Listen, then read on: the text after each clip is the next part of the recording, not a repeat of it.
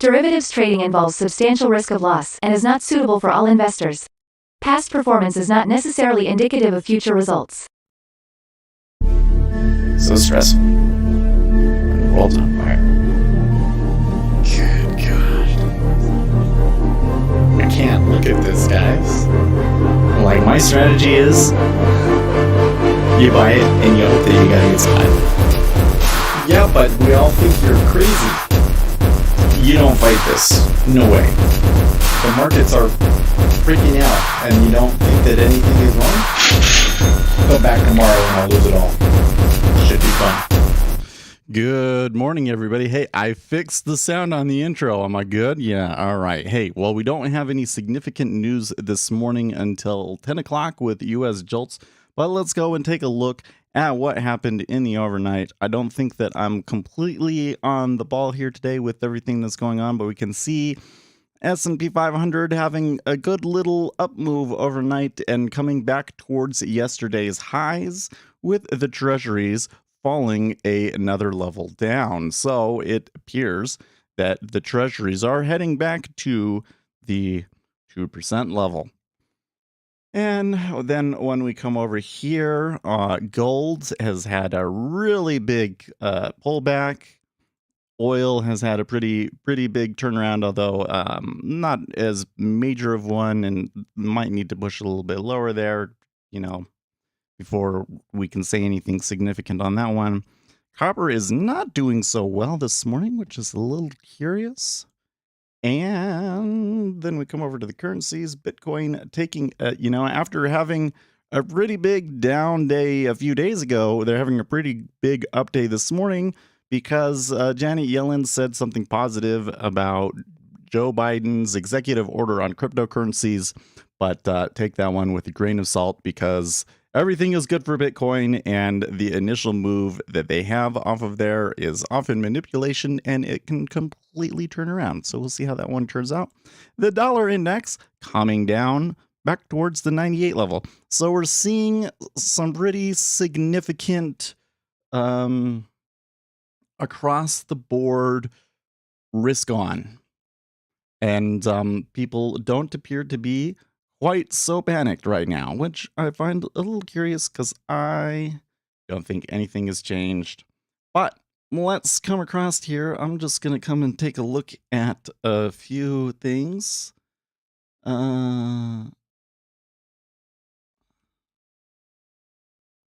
See if I can find out why the tone is, if there's any real reason for the tone to be improved so much. Russia says some progress has been made in the discussions with Ukraine. Subsequently, Ukraine's foreign minister Kuleva says he has limited expectations from discussions with Russian foreign minister Lavrov.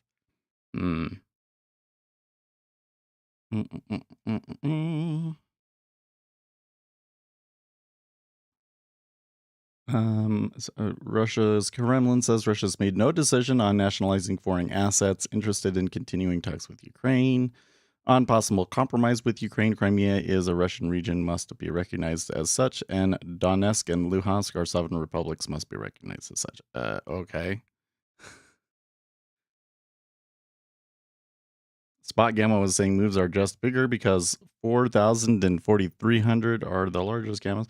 Well, yeah, but I mean, this is an across the board sort of a thing, right? This is an across the board sort of a thing. Obviously, we're going to get larger moves because there is a lot of volatility, and the gamma starts doing really bizarre things when the volatility increases, right? But I'm more interested in why, for instance, why oil and gold would come down, right? Gold in particular, I kind of wonder, because even though there will be a risk premium that comes out, I think that there's a good chance that gold will stay a little bit elevated. Never heard of it. Sounds to me like you might be promoting something that a specific investment, but STOXX. All right, you got me. I'm gonna look it up. Europe 600. Oh, okay. So FXXB is the instrument. The Europe 600 index futures. Well, okay. If they have liquidity like bonds right now, that's cool. But more volatility, not what I necessarily like. You want some volatility, you don't want too much. Anyways, back over to here.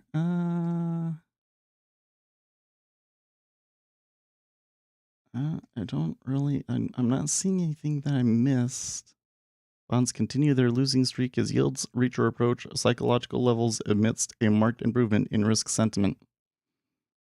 I kind of had given up on the short, and they've just kind of come back down here, and I don't know. Rivian, oi, don't even. That whole mess, man. Okay. I want to come around to the different news sites and stuff. Make sure are kind of all on the same page. Here are all the latest news and developments from the Ukraine war on March 9th. Okay.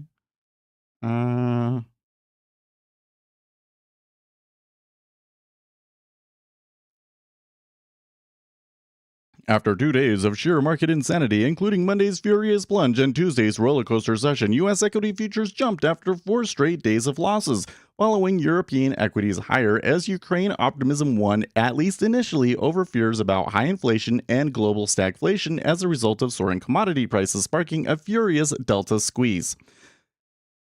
Okay, so when I come back in here, okay. I don't see the when they came back, pushed back down. It just looks like it's all higher on my chart.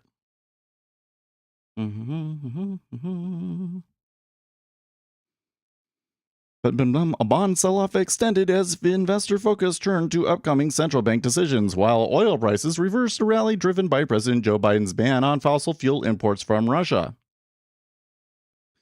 The dollar weakened for the first time in 5 days as haven demand waned. See, I don't know if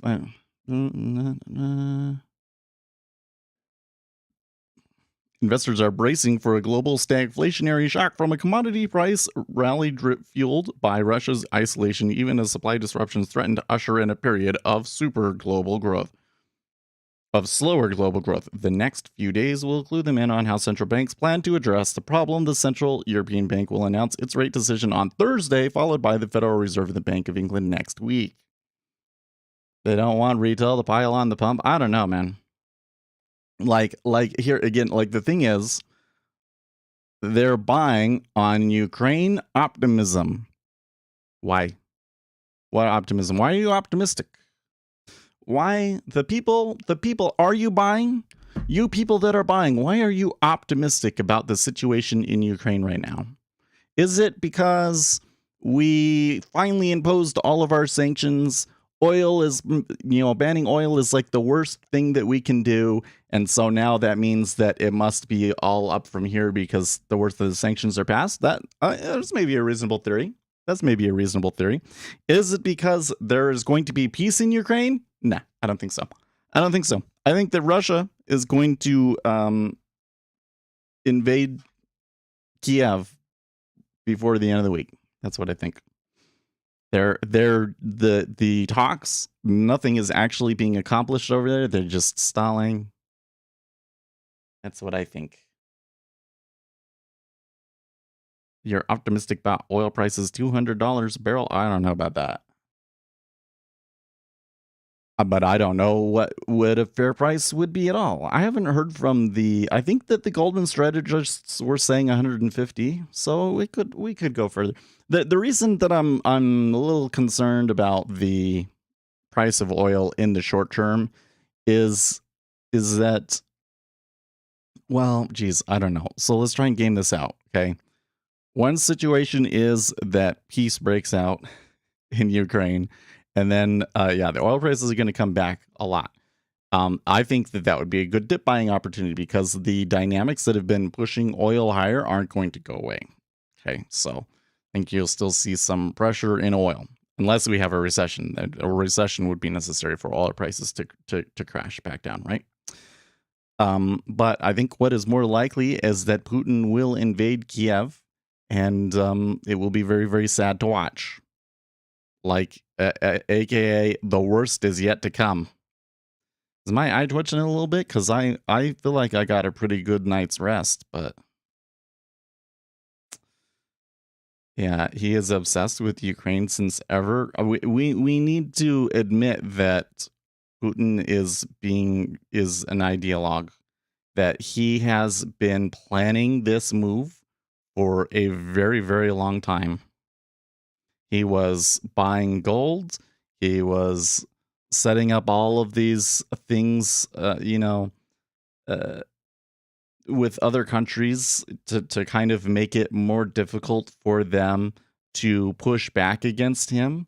When he took over Crimea and Georgia, this was his plan was always that he would also invade Ukraine at some point. Whether or not his plan was I'm definitely going to take it over, or just that he needs to make sure that they don't come over with the West, remains to be seen. But I think that it was always planned, and I think that it is largely ideologically driven.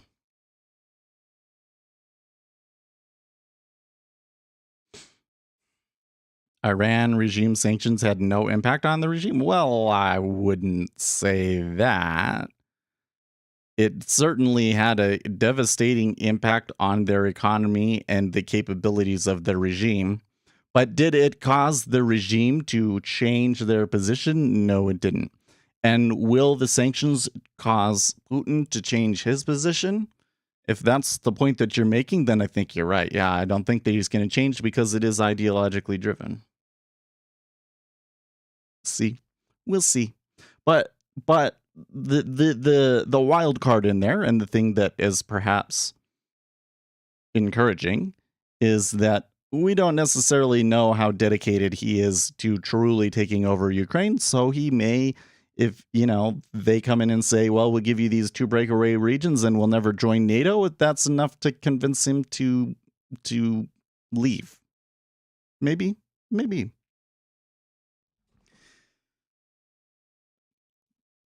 But I don't really know. I'm not a mind reader, are you? I can only interpret from his actions, but what we know from his actions now is that it's ideologically driven. That doesn't tell us everything about what he's thinking, unfortunately. Do you think that Putin bought oil futures to hedge against Western sanctions? I don't think that he would do it with oil futures, but yes, I think that he has probably taken measures in the oil markets to anticipate potential disruptions and higher oil prices, and to be able to buy and sell oil in other currencies. Yes, absolutely, he did. He had reserves and all sorts of stuff. He basically set things up so that when the Western sanctions came, he would be as insulated from it as possible. And that it would be as difficult for the West to do them. I think that was where there was I think that he made 2 miscalculations within this, right? The first miscalculation is that he really thought that the Ukrainians would just roll over and welcome them, which was not the case, right? And I'm going to say that has a lot to do with the person in charge, with Zelensky.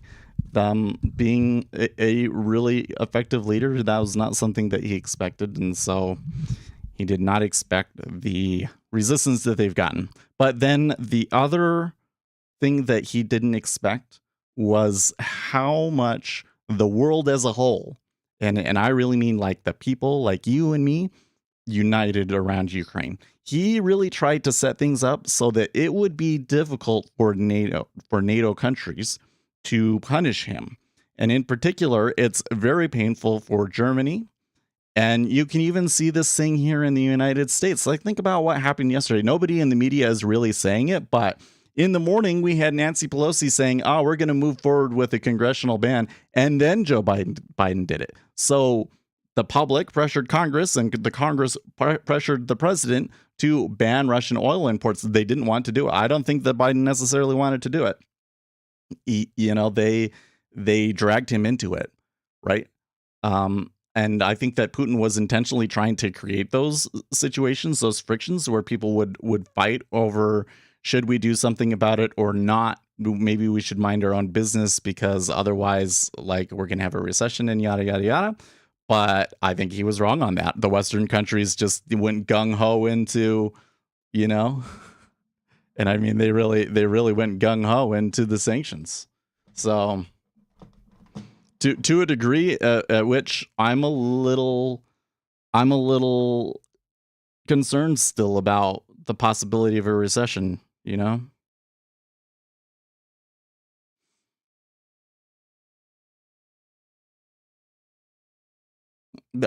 need to look at NFTs and how useful they are. You trolling me again, Nasdaq. Dude, this is so can we talk about the Bitcoin man?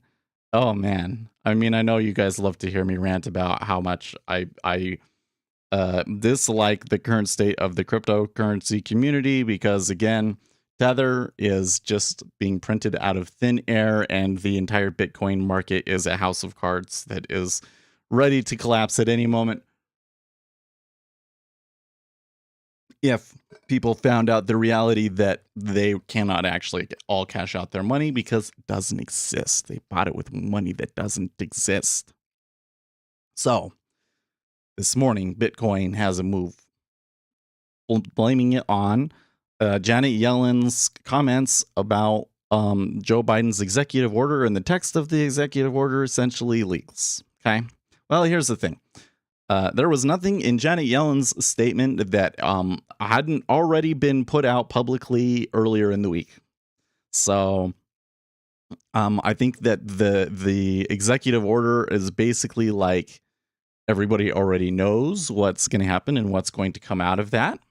So it's kind of funny to begin with to be seeing a move in Bitcoin off of that. We saw some moves in Bitcoin earlier in the week and they were on the downside. So yeah, but what happens in Bitcoin, and we see this all the time, right, is that it doesn't matter what the news is, it always goes up, right? Inflation is high. Oh, okay, buy Bitcoin. It'll come back down and move lower a couple of days later, but every time that there's the individual news, they spike it.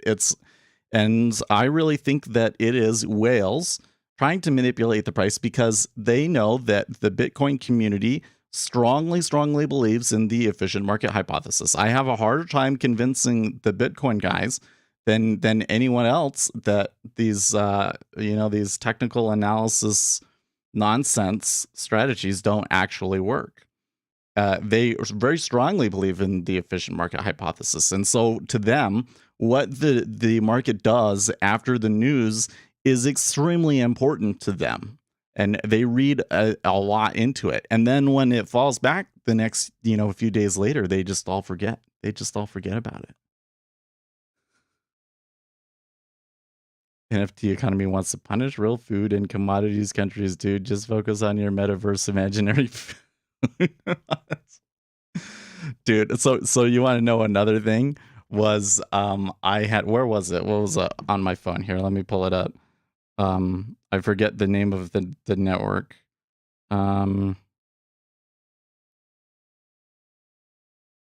Parler users now have access to the pre-release of ultra rare Crypto Trump's NFT collection. Do you see the NFT that they've made? This is from Parler, which was the formerly top, conservative Twitter, but they actually the Trump guys don't like Parler. I don't like Parler either because you have to be a member to see their posts. It's stupid. They're pushing NFTs Trump NFTs is just such absolute nonsense. It pisses me off that people the hawking this stuff. And it can convince people to spend thousands of dollars on it's literally a scam, man. Dude, it's literally a scam. I was watching last night the Tinder swindler. And I just thought, okay, is this guy? He's going to con unwitting women into this scheme of his. Dude, he like got $10 million. Like he is embezzled $10 million from people, conned them. And you know what happened to him? He the women finally tracked him down and called the police, and the police arrested him for having a fake passport. So he had a fake passport. He was convicted. He served 5 months in prison, and now he's right back out there again.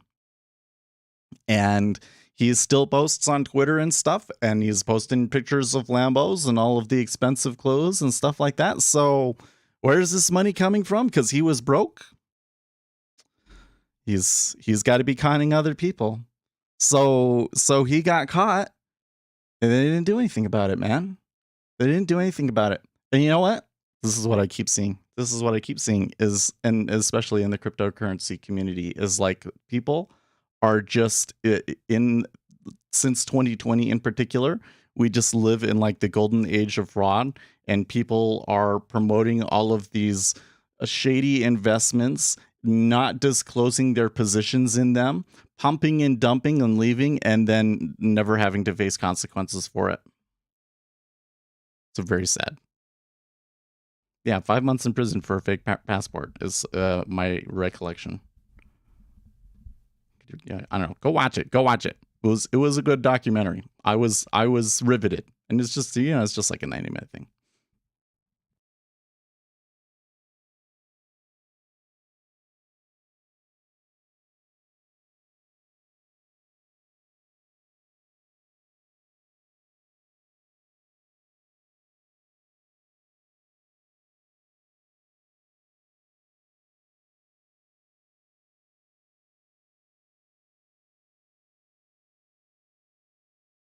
The crypto community is highly distracted from where the real money is. Yeah. Well, like I said, the majority of them, well, not the majority of them. There's a really strong libertarian component in there, and a necessary component of libertarianism is that the market is perfectly efficient and knows best. Right? If the market is not informationally efficient, if the market gets things wrong, if the market can get things tremendously overwhelmingly wrong, right, and can be tremendously overwhelmingly inefficient, then libertarianism falls apart at that point. Because what does that say? It says that if you really just leave everybody to their own devices, things go wrong. It sucks. Which is the opposite of libertarianism. I'm not a libertarian. I gotta say, I'm a Republican. I'm not a libertarian. The libertarians piss me off. I wish they would get out of the party. The Ron Paul types, I absolutely hate it. I think that, and especially during this Russia thing, it used to be a thing for me before Trump. It used to be a really strong thing. I would fight back against. I really disliked a lot of the far right activists in the Republican Party. And then Donald Trump came along and, was somehow made it like it didn't matter, because it was all about Trump instead of anything else. But now we've had this Ukraine situation, and all of those libertarian types were like, they were more concerned about our economy, how the sanctions will affect the global economy. They were pushing, let's just mind our own business. I was like, nah, not feeling it. And yeah, on many cases on the Donald, I'm just seeing like outright driving Russian propaganda, just like straight up Russian. Like they were taking the papers that the soldiers had been given and saying that it was all true and praising it. It's just absolutely nuts. I didn't watch Trump's 2022 CPAC conference. To be honest with you, I don't care what Trump does right now. It kind of sounds like he's gonna run, but I don't think he should be president again. It's a really weird thing, I have to say. Well, first of all, Joe Biden has done everything wrong. I mean, his presidency's just been one disaster after another. We can talk about that one later. Okay. But given how terrible Joe Biden is, and one really does have to wonder if things would have gone down the same way if Donald Trump was president. Okay. Because a big point is that Donald Trump had very deep ties with the Saudis, and Joe Biden hates the Saudis. And the Saudis have been pushing the price of oil up intentionally on Joe Biden. That's one of the biggest factors here. The Saudis could snap the Mohammed bin Salman could literally snap his fingers and increase oil supply and resolve the problems, right? But he's not. He's because Biden has not been supporting them in Yemen and so on and so forth, right? So that would have changed things a lot. But at the same time, if we were to switch over to Donald Trump today, okay, all of a sudden something happened and Donald Trump was president. Like they proved that the election was stolen, and the Supreme Court ordered that starting today, Donald Trump is actually the president and actually won the election. Okay, I would be scared. I would be really scared because Donald Trump. Here's the thing. When I voted in Donald Trump, the world is different now, right? When we put Donald Trump in, a lot of it was, hey, the world has been very peaceful, and we as America need to take more risks. It's still true. We as America need to take more risks, okay? But one of the calculations in that was that we could afford to take some of these risks on the foreign policy front because, they've been doing things in foreign policy a certain way for so long. Something needs to change. Yeah, does something need to change? Yeah, but do you really want a wrecking ball like Donald Trump in the foreign policy arena? I don't think so, especially not with this Ukraine situation now, right? And now that you get to this point, it's like, hey, you know what? The next president needs to be really good with foreign policy and needs to really know what's going on with Ukraine and everything. I mean, that makes somebody like a Tulsi Gabbard a really attractive candidate, although she probably doesn't stand any chance of ever winning. But, and on the Republican side, maybe some generals, I don't know who would pop up, but, or just a really competent, the Florida governor would be a good, DeSantis would probably be a good pick, but he's going to be weaker on foreign policy. He might be weaker compared to, I'm sure Rubio will run. I'm sure Ted Cruz will run, right? It'll be an interesting fight, but it'll come down to those sorts of things. And why? Because now that we realize here's what we need to realize. Okay. This started during the trade war. We identified it, right? War in the 22nd century. We're in the 22nd century, right? Okay. I didn't even know. Okay. Is different. War in the information age is different. Okay. And it's not kinetic warfare. It's not always kinetic warfare. A lot of it is economic warfare. And so we have already fought the first war of the information age. It was the trade war with China. Okay. But this is the first kinetic war of the information age. And what we learn, war is very different in the information age, right? Now that we realize that we are in a war, the risk-taking calculations change, don't they? And you can't have a Donald Trump in that situation. I'm sorry, but he's impulsive. He lost the support of the critical, like the foreign policy apparatus and the CIA and the FBI. Like, you don't want to be having this internal war when we're trying to fight a war abroad. It's just, I'm sorry. And so my sense right now is that Donald Trump will run for the Republican primary and lose. It's dead serious. I think he will run for the Republican primary and lose. And hopefully somebody convinces him to just not run. That would be the best thing, is somebody convinces him to not run and convinces him to put more effort into his business ventures. This is the thing that is very concerning. This is just one thing after another. It's like impulsive decision making. Here you got this Trump social thing. He's putting his weight behind a social network. What is he actually doing with it? Nothing. He's not involved in it at all. He put a guy that knows absolutely nothing about running companies and knows absolutely nothing about social media at the head of his company. It was just kind of like a business deal for your buddies. There wasn't a serious attempt at trying to change the social media news space. Not at all. Not even close. I'm gonna vote for Hillary Clinton in 2024. Heck no. Oh man, I'd be so unhappy if it came down to Donald Trump and Hillary Clinton. But you know what? Like, here's the other thing. I think that there is a chance. Let's say a 50-50 chance. I think there's a 50-50 chance that Hillary Clinton runs again, but she will not win either. She will not win her party's nomination either. Though the problem on the Democrat side, well, I think Joe Biden will run again and probably win his party's nomination. That's the most likely thing to happen. But Hillary is a tired old dog. But yeah, I'm telling you, man, she's doing stuff that suggests that she wants to get back into power, man.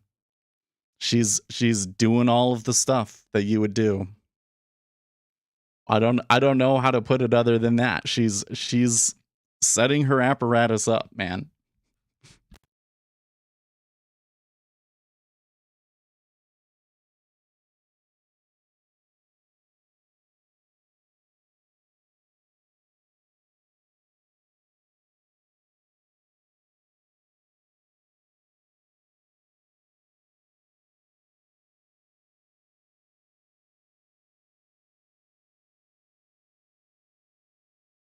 Joe won't have the physical strength for a second term. You know what? I agree with you about it. He's still going to try, man. I know. We'll see. Maybe he pulls an LBJ. Maybe he pulls an LBJ. Could happen. But I don't think it's going to turn out that way.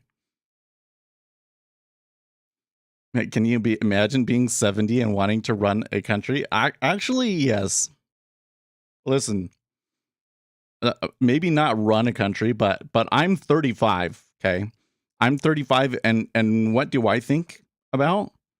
I know things that most people don't know, and I know these things. They're proven. They're empirical. I have all of the evidence to back them up, and there are significant social repercussions from this knowledge, this information that society needs to have to make better decisions.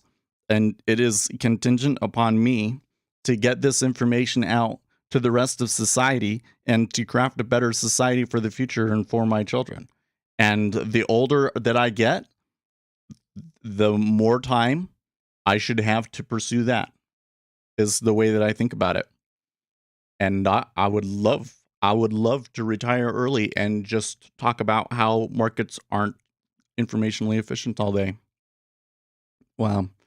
That would be a hard life, and I have to say sometimes it's really frustrating, but that is the thing that drives me more than anything else. Yesterday we had the Republican caucuses, and I had been the precinct chair for 2 terms, which was more than I should have. And my caucus is really, really active. Like there was like 3 people in our caucus that were running for an office of some sort, right? So, which is kind of hard to compete with anyways, but I'm just like, hey, they can do it. Of course I ran, but I didn't really run very seriously. And when I didn't get any of the positions, I was kind of happy about it. I was like, okay, cool. I don't have to worry about any of that stuff. Good. I used to be super into the politics, right? But now it's like, yeah, well, I should continue to pursue the politics too, but it's not the primary goal. It's not the primary goal, Yeah, you're right. I wouldn't compare talking to people about markets at 70 years old to shouldering the burden of the free world at 70 years old. it really is like, I don't understand how your brain can be fit to do the role of the president. I think that to some extent that you have so much help, you have a whole cabinet and everything else that to some extent the president is a figurehead. And I think that you can kind of get away with that. I think that that's largely what Joe Biden is doing. He is a figurehead. Like he has picked people that have a certain agenda, and so they're doing what he wants to have happen. It's like it is his presidency and his cabinet and his decisions, but he is not the person doing the actual hard thinking and work over there, right? And I think to some extent that can work, but I think that the country is a lot better off if you just have somebody that's really sharp in there. I have to admit, I think that Barack Obama made a lot of bad decisions, okay, and did a lot of things politically, um, particularly in areas around culture that I very strongly disagree with. But he was competent. He was a competent president. He enjoyed doing the job. He understood what it took to be successful at that job, and it was something that he liked to do, right? And he was pretty effective at it, and he had a profound impact on the country from his decisions. Some ways good, some ways bad. Yeah. Some ways bad. Well, they kind of let Russia start down this path that has taken us to where we are today. I put that squarely at the footstep of Obama, because the time to have stopped Putin, to put your foot down and say, you don't cross this line or there's going to be a nuclear war, and then he doesn't cross that line. Obama could have done that well before all of the Georgia stuff, and he didn't. And now Putin just continues to encroach and encroach, and the West just backs off and backs off. It's a real problem, right? Syria, the whole Syria thing was Obama's fault. Putting out that red line that he was not really serious about enforcing, and then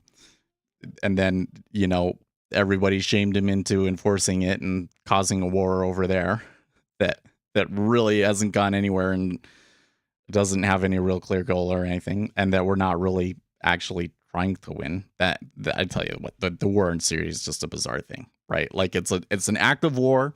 The U.S. is involved in it. Nobody ever talks about it. Like, most people don't realize, oh yeah, there's a war. There's been a war in Syria for the last 10 years, right?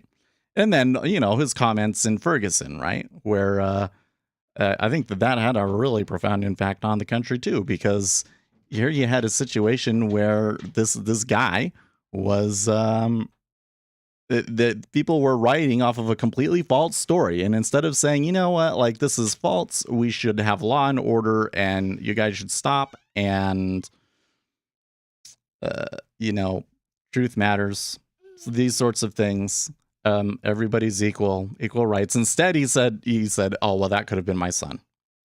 Just inflamed the tensions, encouraged radical activists, and that has led us down a cultural divide in the country that is not turning out so well for Democrats. That's also Obama, right? But when it came to the executive job, he was pretty good at it. Okay, son. Hello. You need to stop coming in here in the morning. Yeah. You don't have any pants on. I can see you have a diaper on, but you do not have any pants. Come on. Oh. Yeah, I'm streaming. Dad's working. Not for baby. Yeah. Go eat breakfast.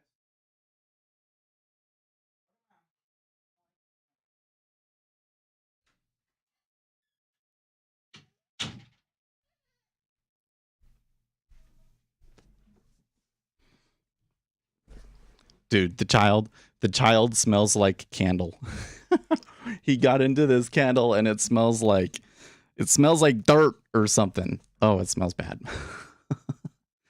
Okay, Treasury's moving back down here. We getting some news He is a lot bigger, dude.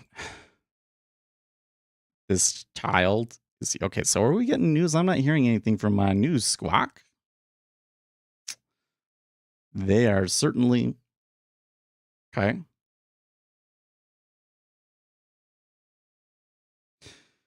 Okay, so I'm hearing that Ukraine is ready for a diplomatic solution.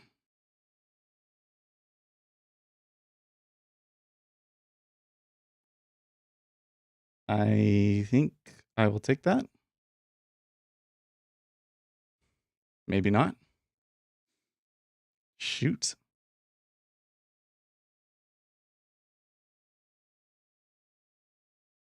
Well, it's probably too late for me to take it now. I placed an order, but I don't think that it actually went through.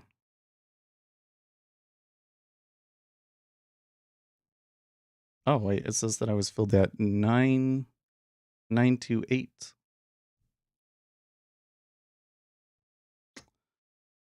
Okay.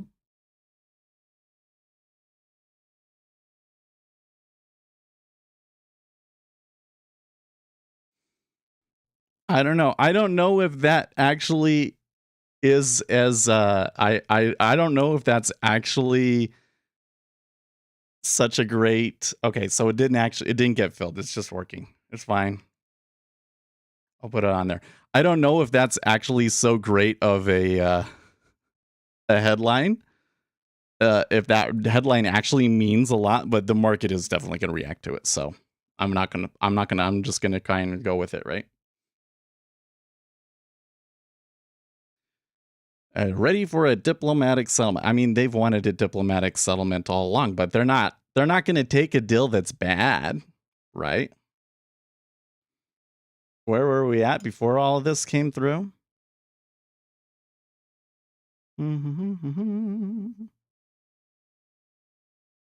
we could have had a big move and already be out, but I think it was a little too slow. You know what?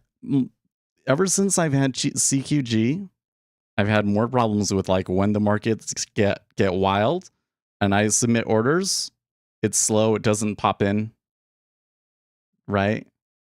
That's not I don't like that. We need to fix that. Also, this was the Zelensky's deputy chief of staff. So I would just be careful. I think that this is like a good move. You could get a good move. I think we should just be careful about wild pullbacks on it. So we might want to go long rates here, but we should have a wait for crashes to try and take them. I don't think that I want to hit into 938. Even though we might eventually make money off of that, there's going to be pullbacks. It's going to be ugly.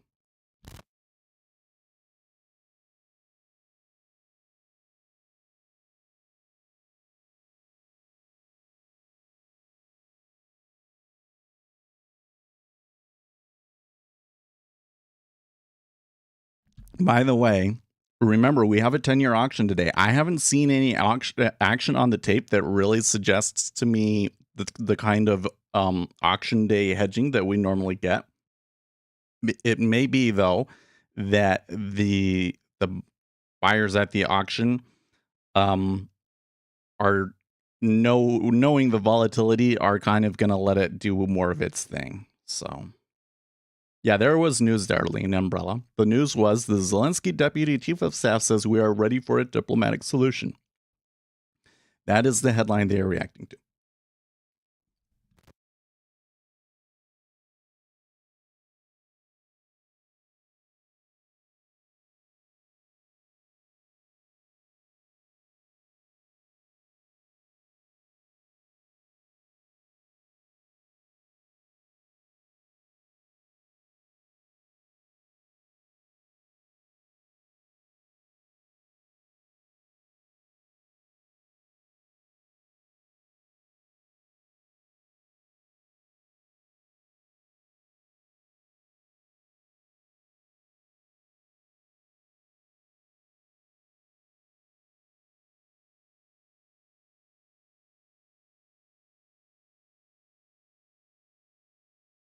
1 hour ago, they discontinued nuclear plant news in Chernobyl. What do you mean? Hadn't really noticed those since the original thing. Like there was that battle in a power plant a few days ago, and that caused the markets to move back down big overnight. And I was like, that's silly.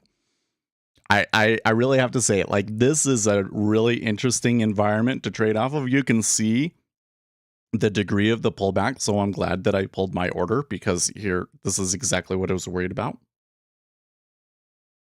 Okay, that's different. That is very different. Okay, they just said we will not trade a single piece of territory, a single inch. We won't trade a single inch of territories. That's a non-starter for Russia. For Russia, the supposed deal for Russia would be that Ukraine gives up Crimea and the Donetsk regions and promises to remain neutral and not join NATO in return for security guarantees. It's not going to happen. So this rally, well, it's already come almost halfway back, but I think this rally could completely reverse now. Now, who knows what it does? This could get weird. Oh, this could get weird.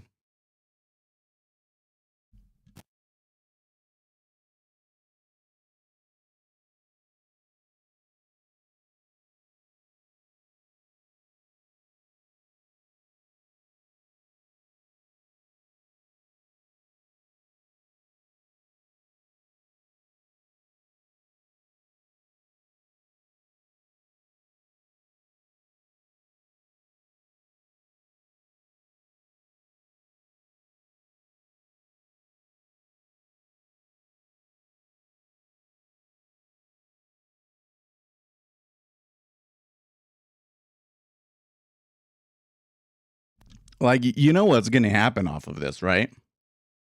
All the liquidity is just going to pull. All the liquidity is that all that did in the end was just make all of the market makers not want to trade.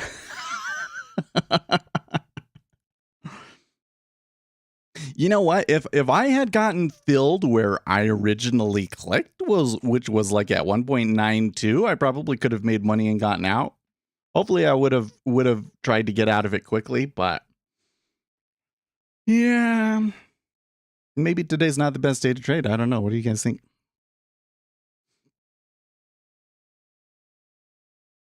Maybe we could have a poll. By the way, how are we doing on ShareVision? We've got two loyal viewers on ShareVision. I appreciate it, boys. Thank you. I was thinking, hey, let's just all in on ShareVision, but nah. No, we can just build up our following there. But you know what, guys? I need your help. I need to be a better streamer. Like, I need to be more entertaining, I think. What is it that is going to get more people to follow? It seems to me, I feel that what gives me the most value is, or what allows me to provide the most value to me, is I know a lot about what's going on in the market, so I can inform you about all of the sides of the issue and the different flows that are in the market right now and how the market actually functions. But I'm starting to think that's not what gets people to watch, because all that happens is you just say something that people don't actually believe and they turn off. And when it comes to markets, when you tell people the truth, yeah, they're going to, there's going to be something they don't like about the truth, you know?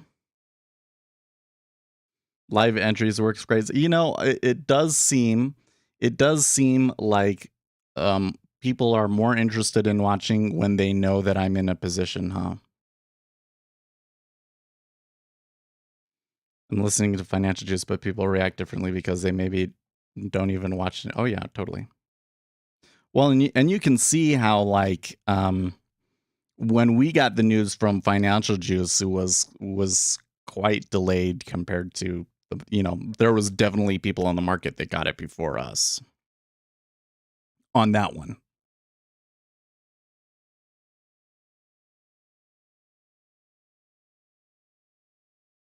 Don't change. We like you. I appreciate it. But I'm not going to change.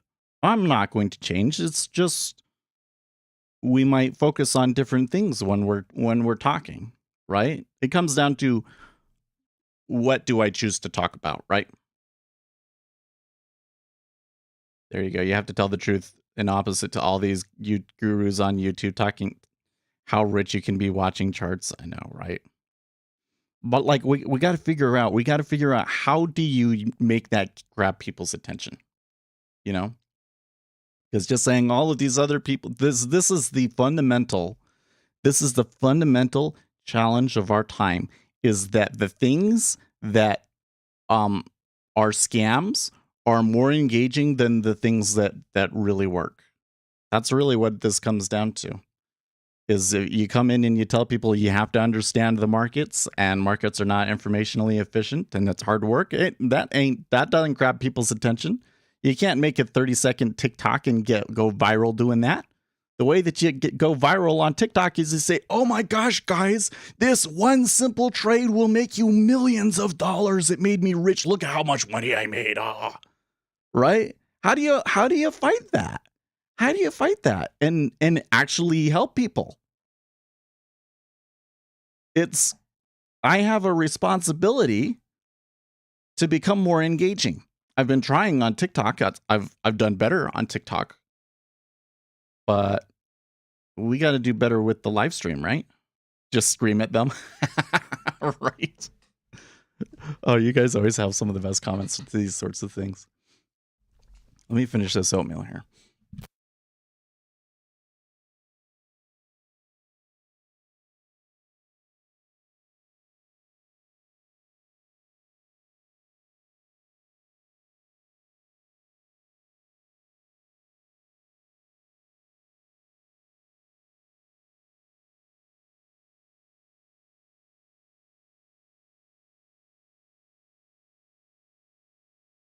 Okay, you know what? Maybe you have a good idea, NASDAQ killer.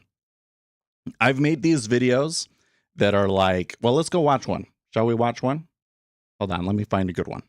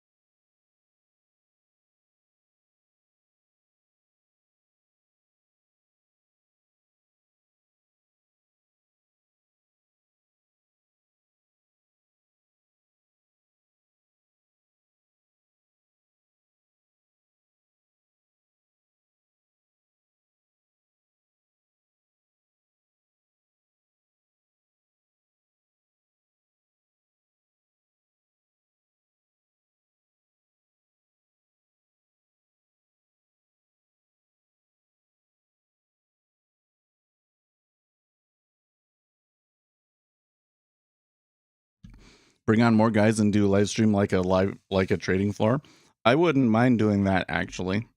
I think that like my dream would be, I'm a millionaire, and I have a house, a millionaire house, and in the basement of the house I have like a tiny little office with like a dozen workstations, and I run a hedge fund out of that, and we teach people how to trade or whatever.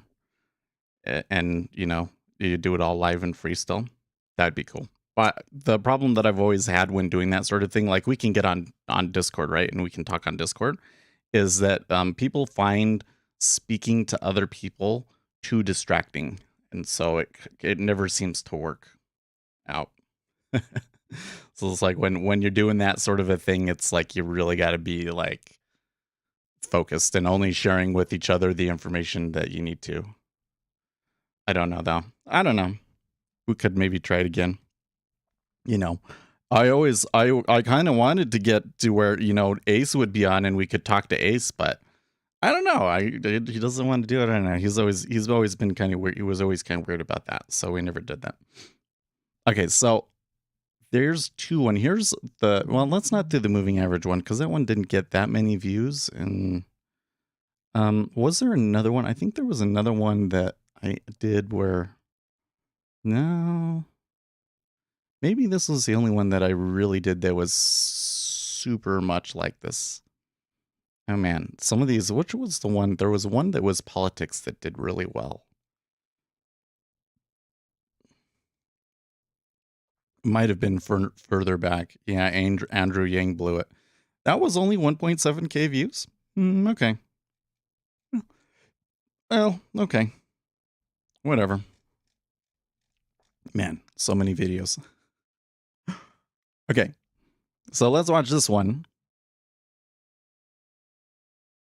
Okay, so let's see how do I do a good job of capturing people's attention and be combating technical analysis nonsense, because I think what I want to do is I want people to laugh about how awful technical analysis is. Let's see. Hey guys, Speculator Seth here, and today I just want to make a quick video about backtesting a strategy that I saw. So I spent a Okay, so I think I blew it right there with the first little bit, didn't I? A heads up via Twitter from a Bloomberg reporter via Twitter here. You can hear the squawk because I have that turned on. With Ukraine's President Deputy Chief of Staff Zokvar will be available on Bloomberg TV next.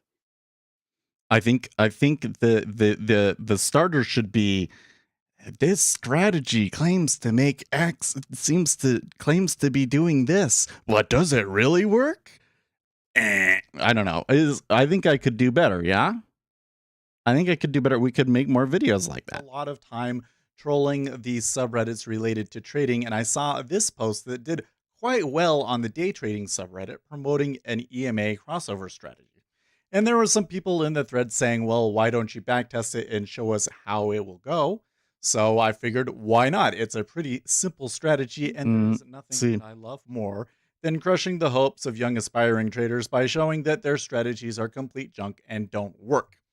I mean, okay, so I did put it in there, but I don't think I played it up enough, right? You're in India.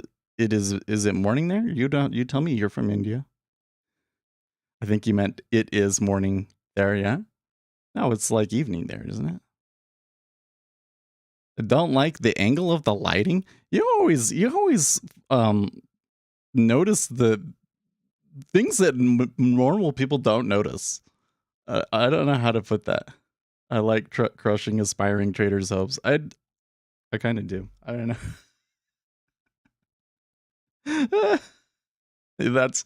You're right. You're right. Like this is the problem, man. Like this is the fundamental problem. If to be honest with people, I have to tell them that you probably shouldn't be doing this, right?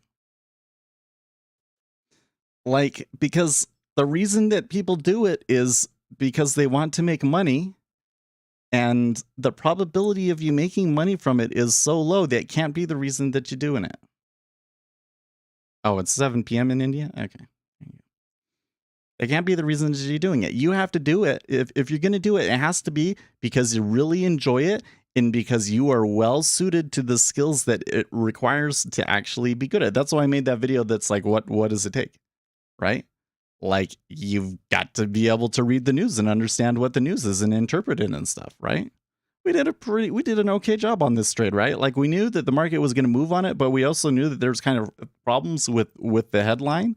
So, we decided not to take the limit order fill when we missed the initial trade, and we avoided getting caught in quite an ugly trap, right?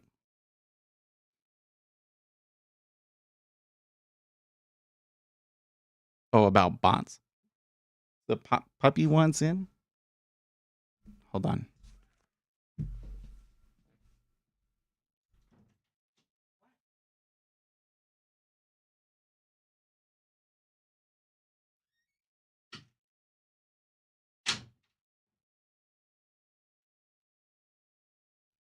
Where's your stick?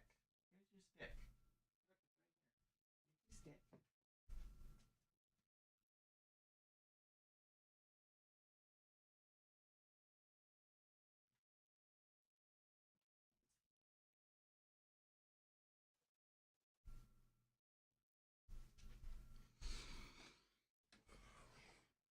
The puppy wanted in my office, so I went and let him in. We'll see if it's just because he wanted the food and the stick or if he wants me to play with him. I suspect that he might want me to play with him. Okay, I came over from the crypto community. I found you on TikTok. You had a video about bots, and I messaged you, and you had a good answer. I understood. Oh, yeah. I remember that, actually. I don't remember the message. I'm going to go back because I don't remember messages. My recollection is that nobody has ever messaged me on, a viewer has never messaged me on TikTok. But I must just not remember, right? No,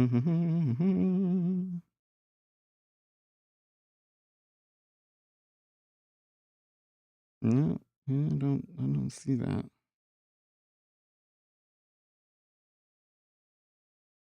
But that's good. And like that's the thing is that I've been using TikTok, not maybe not as much lately because I've spent a lot more time on TikTok doing the news recaps, right? But the news recaps is still the same thing. It's like, how do you present the news in a way that grabs people's attention the best, right? That's really what it comes down to. And the thing that's so cool about TikTok is that you get like instant feedback. So you can make a video, see how it does, and then the next day you do something different. With the live streaming, it's super hard to see like what's working well and what's not. Because a large portion of the traffic that you get from live streaming is just random. It's just like YouTube decides to send people, and how many people gets sent there is just up to the YouTube algorithm. Right? When we were doing the GameStop thing, it was sending us a ton of people and they all seemed to be loving the stream. And then it just magically stopped sending people, right? But on TikTok, it really is like if you have a really good hook, then people will watch, makes a big difference. Yeah, it was about how much money is needed to manipulate price and markets. Yeah.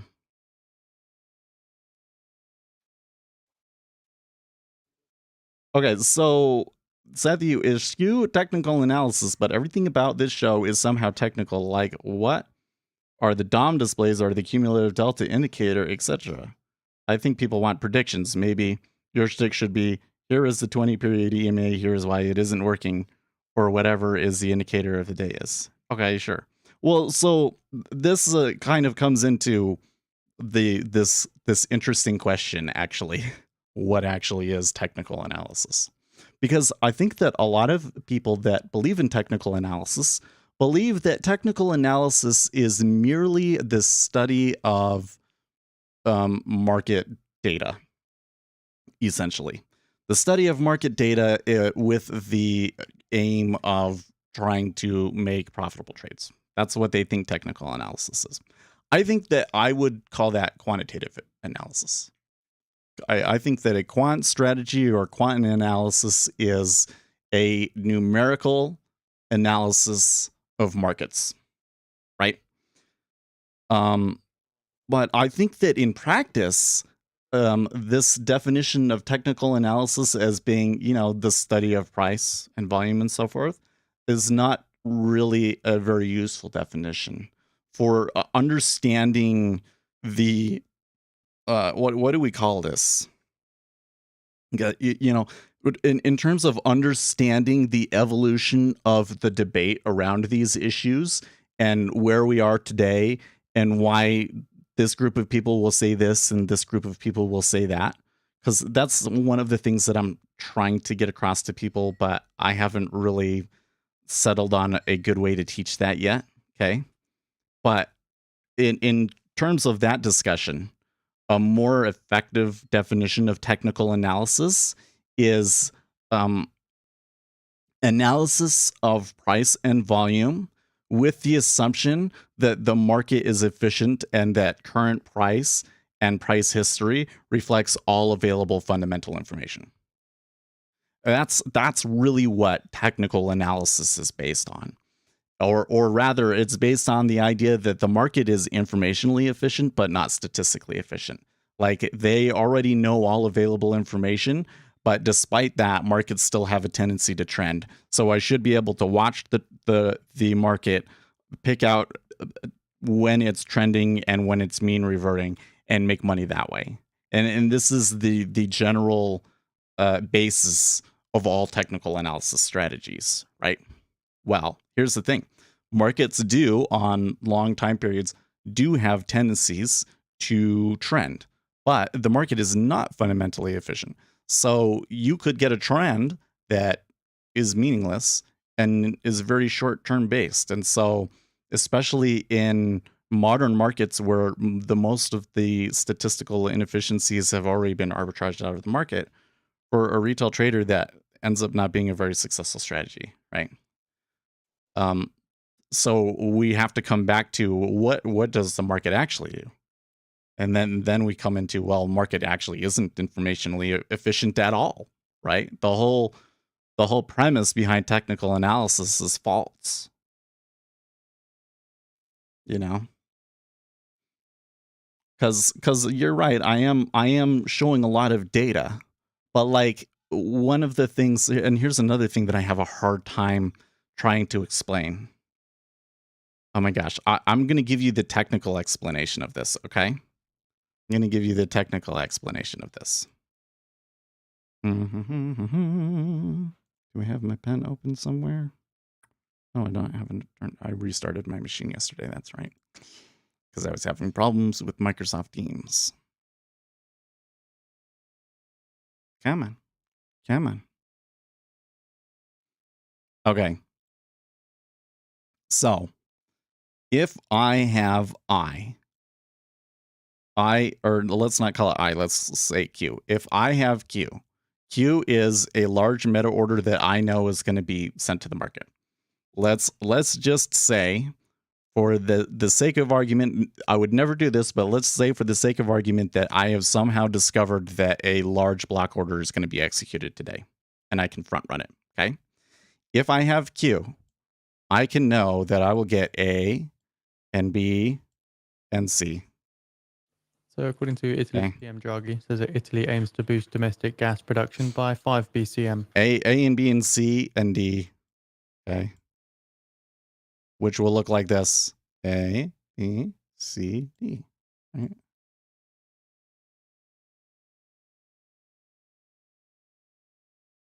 Okay. If Q, I will get A, B, C, D. Okay. But there's a fallacy that people make, which is that if A, then I have Q, right? So if I have this, does that mean that I have Q? It might, but not always, right? If I have AB, which is much more likely to happen, that I'll have AB. If I have AB, will I get CD? Not necessarily. It depends on how big Q is. And there could be Q2. There could be Q2. And Q2 could make A, B, C, E happen, right? Where E moves lower, right? Do you see what I'm saying? So this assumption that you get a pattern, that there's a certain thing that is likely to happen or not happen, is a complete misapplication of logical rules, essentially. You can see ABC, right? If I know that Q is coming through, and I know how big Q is, or I know that Q is big enough that it's likely to cause ABCD, then if I see ABC, then that makes C a great entry point. If I know that Q exists, but if I don't know that Q exists, ABC does not have a buying at C does not provide a positive expectancy because you don't know if this is going to come and you don't know if this is going to happen. And is there a probability that this happens more than this happens? Our statistics say no. That the whatever kind of statistical aberration that you have in there is probably more likely due to the size of your sample. Like you're going to come in and you're going to find that there's like a 2% chance that it's more likely to continue. And that's just going to be because you only have 2 years of data. You get what I mean? So I don't know how I explain that to people though. I don't know how I make that super engaging and like, oh, when we make a video about that, they really want to watch that video, etc., etc., etc. Like, here's the thing. I made this other video. So can we watch another video here? Hold on a second. I heard the dog doing something. Oh, he pushed the light over. It's fine. Can you see his head? Can you see his head behind me? How he moved. Was like this ominous shadow. He's coming for you, Seth. Come here. Let the people see you. Look how cute you are. Oh, you're so cute. You want to make cute noises for them? No?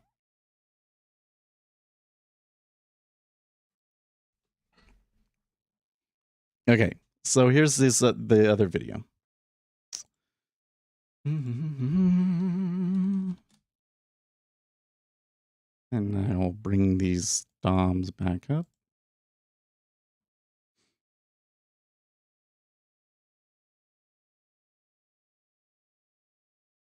And just run a poll for where price is going to go in the first 5 minutes and award the winners in Bitcoin. There you go. Yeah. And do free giveaways. That might be a way to do it. Okay, so I made this video called "The Inelastic Markets Changes Everything." With this thumbnail, I've tried different thumbnails, but I'm using the thumbnail right now. Price equals BS. Thumbnail seems to be performing fairly okay, but for some reason, YouTube is just not showing the video to that very many people. Probably because this title, Inelastic Markets, is not something that people are picking up on a lot. Maybe in the future it does, but I want this to be a top result. The link to join the Zoom channel is available on the Financial Juice feed. If you'd like to get a little bit of preparation in ahead of the EIA release, due to start at 10 a.m. Eastern time there. Let's just mute him for a little bit, okay? All right, so this one, I took everything that I had learned on TikTok and I tried to make an intro that would be more engaging and that would try and increase the retention and everything. Okay, let's see how well I did. Price is BS. Yep, you heard that right. It's a number. Wait a few minutes and it will be a different number. But Seth, how can you say such things? Current asset prices reflect all available information. At least that's probably what you've been taught, right? What I'm talking about is the efficient market hypothesis. It's the theory that current asset prices reflect all available information and therefore beating the market is impossible. The efficient market hypothesis is one of the cornerstones. Okay, so that's the first 30 seconds, which matters the most. So my retention on this has actually been pretty good. Can I come to here where I can show you guys the stats? Go to video analytics. Okay, and engagement. So when you come in here, it is 61% of viewers are viewing, still watching around the 30-second mark, which is below typical. But, well, so let's come back. Hold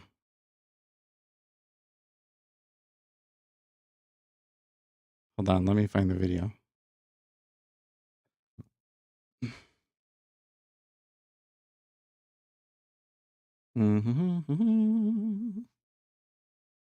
You do this one and this one.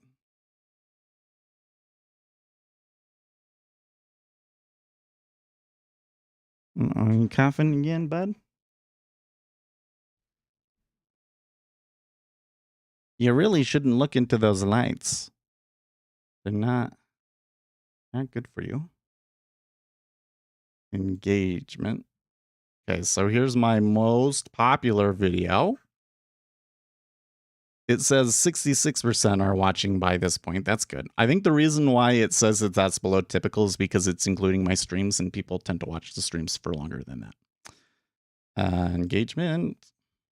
This order flow one, there was 61. So I guess the retention on it is okay in the first 30 seconds. It's okay.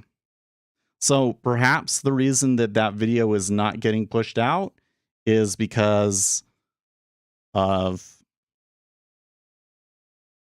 the title. Maybe we should rework the title.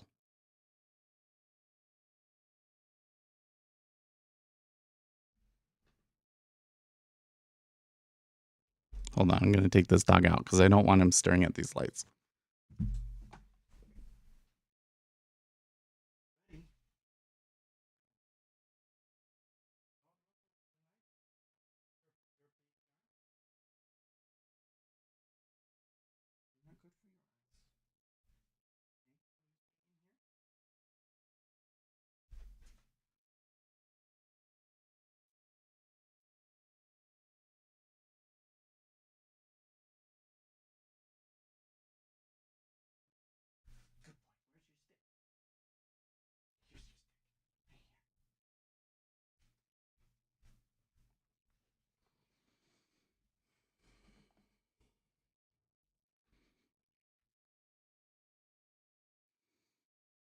I could change it to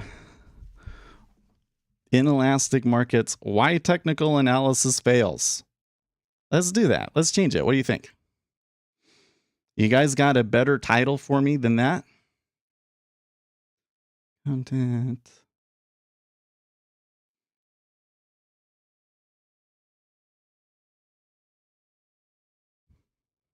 Why technical analysis fails. Inelastic markets changes everything. And hopefully YouTube will start sending us more views because I have the term technical analysis in the title.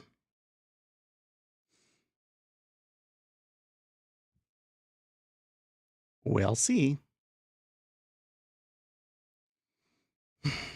Why am I breathing hard? I just like stood up and cut back. That's how calm sometimes I get when I'm streaming to you guys, I guess.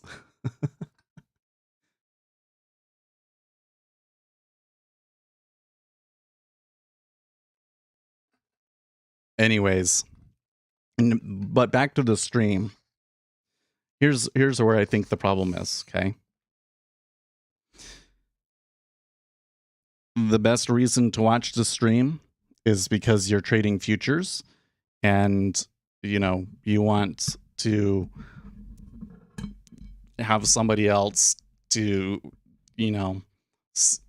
compare against, essentially, right? Okay, well, here's a piece of information that Seth has that I didn't have. Here's something that he doesn't have. Well, let me share that with him, see what he thinks. It's kind of a sounding board. So like if you're really engaged in the market, then like it's a good reason to watch, right? And that's why the people that are watching, the 24 or so of you that are here literally every day, no fail, no matter what happens, right? That's why you watch the stream. But when I get other people that come into the stream because GameStop is popping off or something like that, and they come in, they don't come back. And why do they not come back? Well, because I'm not trading futures, so I don't have any reason to watch Seth, right? So I need to come up with more general reasons for people to watch the stream and help people understand that, right? So one of the reasons to watch the stream would be because it's entertaining. But am I really that entertaining? I don't know. Could be. It's kind of like we could talk more about the news and how funny it is. Have a Tesla Dom. I would really like to go and get the level 2 data on stocks, but I'm not 100% sure where I get it from. I don't think that I can get it through with the current software setup that I have. I think that I'd have to go through like interactive brokers, and I'm not so sure that I want to do that. Okay, any thoughts on the 10-year ultra? Not too thin, not too thick. Seems to me to be a good candidate for order flow trading. Yeah, I think that the best instrument to order flow trade is always going to be the regular 10-year. But there might be some advantages to you in the ultra 10-year in that you might be able to get better positions in the queue. It might be a little bit less efficient. Probably the difference that you're going to get in performance between them, though, is probably going to be negligible. I just like to focus on the 10-year because the 10-year is a star. It's the one that's traded the most. I wonder, do you think that if the 10-year had started out from day one as being actually the ultra 10-year, if it would still be the most popular one? I think it would, but who knows? Who knows? It's kind of a weird thing, isn't it? But I do think that the Ultra 10 is picking up popularity because people are realizing that it's more reflective of the actual 10-year rate, and that the actual 10-year rate matters a great deal. Right. Well, despite the massive pullback and oscillation around these prices, you could still get 1.928. So if we wanted to take a long rates trade, I suppose that would still be an okay fair price. I would be very, very careful about potential news headlines coming through, though. How is your trading today? Meh. So far, it's a little meh.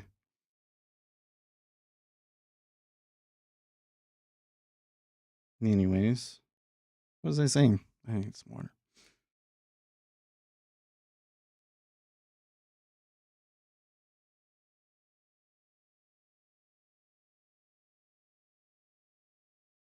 By the way, the S&P 500 has opened and is just chopping around quite viciously, I might add. It's chopping around quite viciously. What are some order flow techniques scalping for the 10-year right now when it is trading around 23.5?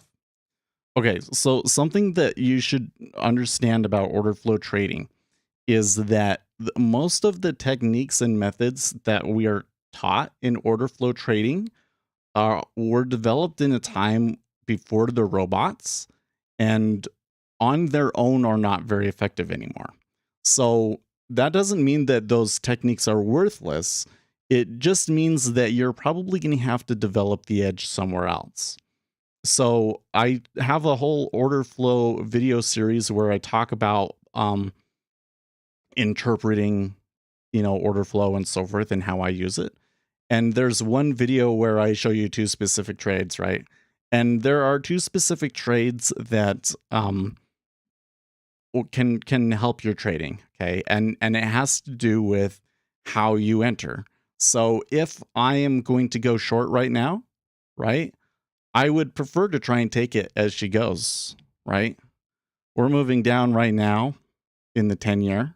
So if I'm going to go short, I would prefer to be hitting into 23.5 just as it's about to leave, right? Like when it's below 100, I could hit into it right there, right? Could catch the edge. Okay, I hit into it, and now I'm one tick up. Now, in order for me to make another tick, the 23 has to pull. But look, that stacked and that pulled. That's a good edge right there. If we did that, we would have caught the edge. It would be promising. If it doesn't go, I can break even right now, right? Okay, that's your first trade. That's a significant one, okay? Because what you're doing is you're reducing the disadvantage of the spread, right? When you use a market order you are losing the spread. Okay. But if you can catch it as she goes, then that can help cancel out the spread. Now, the problem that you will run into is that you will tend to get a price that is just a lot of people will call it balanced. I'm not going to call it balanced, but you will tend to get a price where they don't put very much liquidity up, right? It's at 23.5. So you can see there, we got the edge. We didn't really get anything at 23. It is now ticked back up at 23.5. And you're probably going to see it tick back across that many, many times. So when you're seeing that one price that has low liquidity at it, and it's been there for a while, you don't necessarily want to try and take the edge there. Okay. The other trade is an iceberg. So again, if I want to go short, I think right now I'd be kind of leaning short. Although I think that the sentiment and everything else is a little fuzzy. And the basis behind the Ukraine optimism is shaky in my opinion. Okay, but that's the way that the trend has been going and the way that the sentiment is. I would prefer to go short at the moment. Okay, so if we started to hit into 20, well, okay, they didn't do that. They ticked up at 24, but let's just say that we started to hit into 24. It's pulling here. There's only like 300 here. And I'm seeing orders hit into it, but it's not budging. It's like 2,000, 3,000, 5,000 contracts, something like that, right? That's an iceberg. Okay. So if I put my limit order right there at the 24, okay, and the orders continue to come in, I will get filled. And again, if I want to go short already anyways, that might be a good spot to get filled, because what it means is that there's an unusual amount of sell side liquidity at that location. And because it's being executed with an iceberg order, you can sneak your own order in there ahead of it and get filled. So you can get filled and have a less probability of price moving against you, of getting the adverse excursion, right? Is that an edge? Yeah, that's an edge, because less chance of an adverse excursion, right? Now, does that mean that there's a greater chance of it going down than it going up at that point? No, it does not. Okay. You got to be really careful about that. Okay. An iceberg, the existence of an iceberg in and of itself, it changes from market to market, but if you have a large enough data set, 50-50. Okay. But if you had a reason to be going short otherwise, like we had piece of news and sentiment and the whole situation that says to us that taking a short is a good approach right now, then I can use that to try and get a more optimal entry, right? And so that's how I would approach it. And then those two trades are basically the basis of everything else that you see in the order flow. Once you understand why those two trades happen and what is kind of like the because it's a game, right? Once you understand that game there, you can make much better decisions about what's actually going on the DOM and make a determination about what's going on right now. So like, what are we seeing right now? Well, they are rotating around 23.5. There's a lot of volume there, okay? But the book is really weak, so they are able to take out 23 and 24. It probably could even do 25, 22.5 and 24.5, right? But it's right now, I'm not getting any indication that like there is a large meta order being executed one direction or the other that's going to move us in a certain direction. Okay, so that's the first thing. It's like, what's the liquidity? What are they doing right now with the price? Why are they doing what they're doing? Well, they're doing what they're doing because there's a liquidity hole at 23.5. Okay. Next thing is like, maybe are there orders that we should expect to see? Well, there are. Today, there is a type of order that we should definitely keep our eye out for.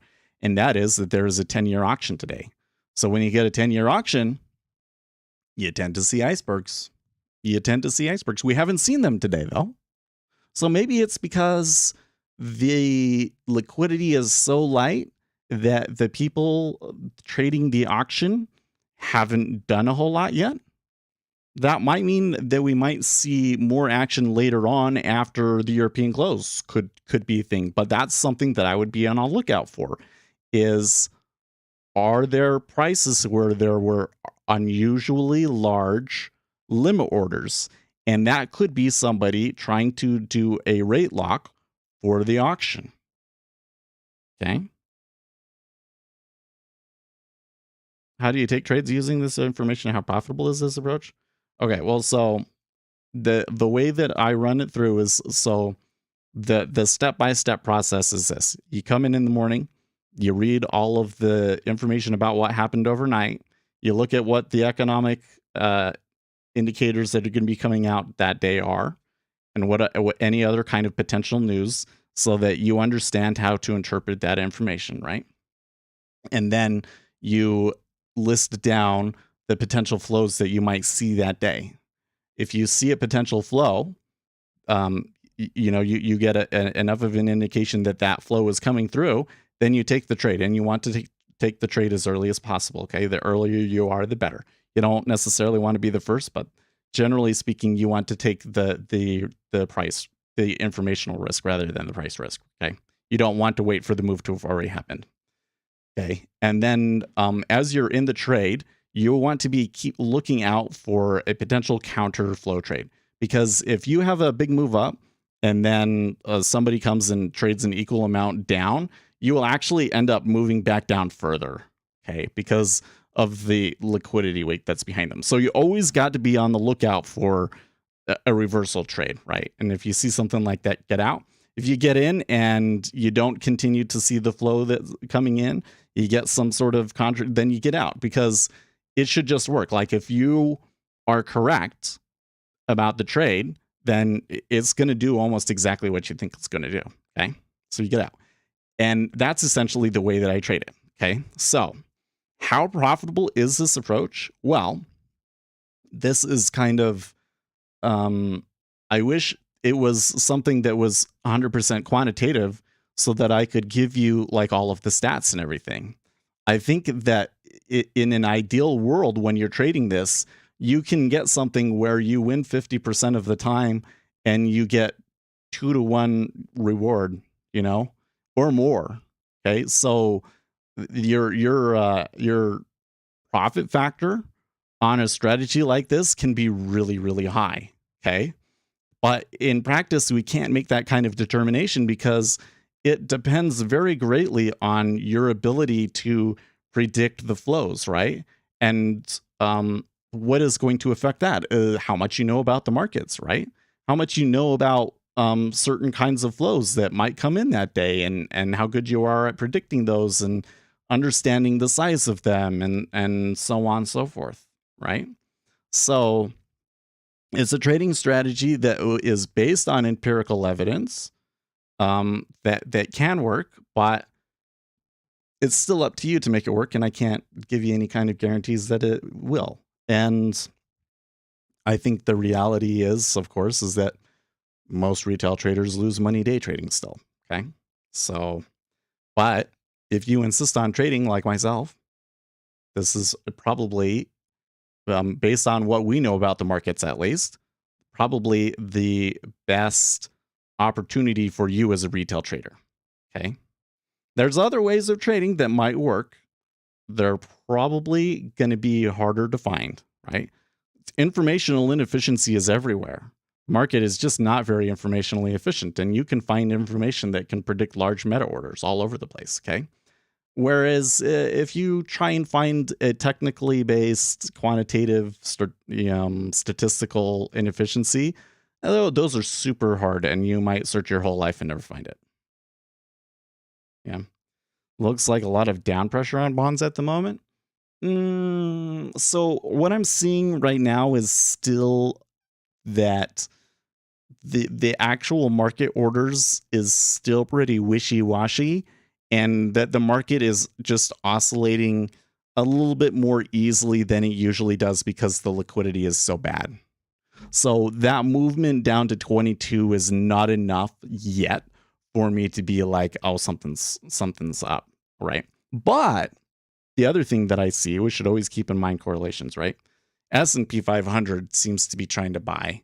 In fact, it looks like they may, as of yet, beat out the high from that you know, troublesome, should we say, news headline that we had earlier, right? They're heading for it. And maybe that's why you're seeing a little bit of pressure in the treasury. But you can see that it so far it looks like that it's just the market makers maybe following the correlations. I'm not seeing a real strong indication that the treasury traders really are really itching to do something. That doesn't mean that we won't continue down. It's just, yeah. Because you see that move down to 22, and especially if you're taking the technical analysis approach to it, right? Your first thought is going to be they must know something because it moved down, right? Well, I don't see anything that suggests informed trading yet. Just that the S&P 500 is buying. Make sense?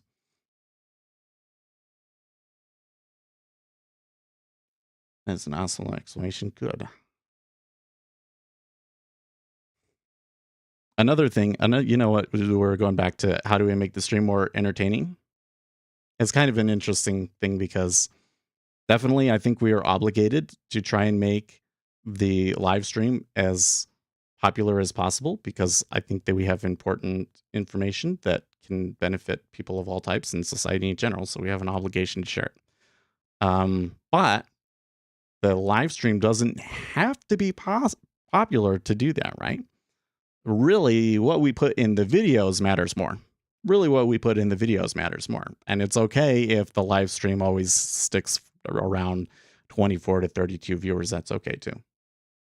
But we'll still try. We'll still try to make it higher, but we don't have to be crushed if we're unsuccessful, right?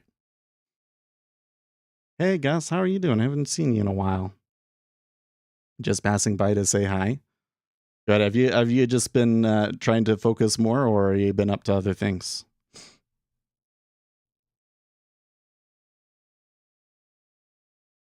Can you point out what you were watching? Oh, you mean like what instruments am I watching? Yeah, I understand.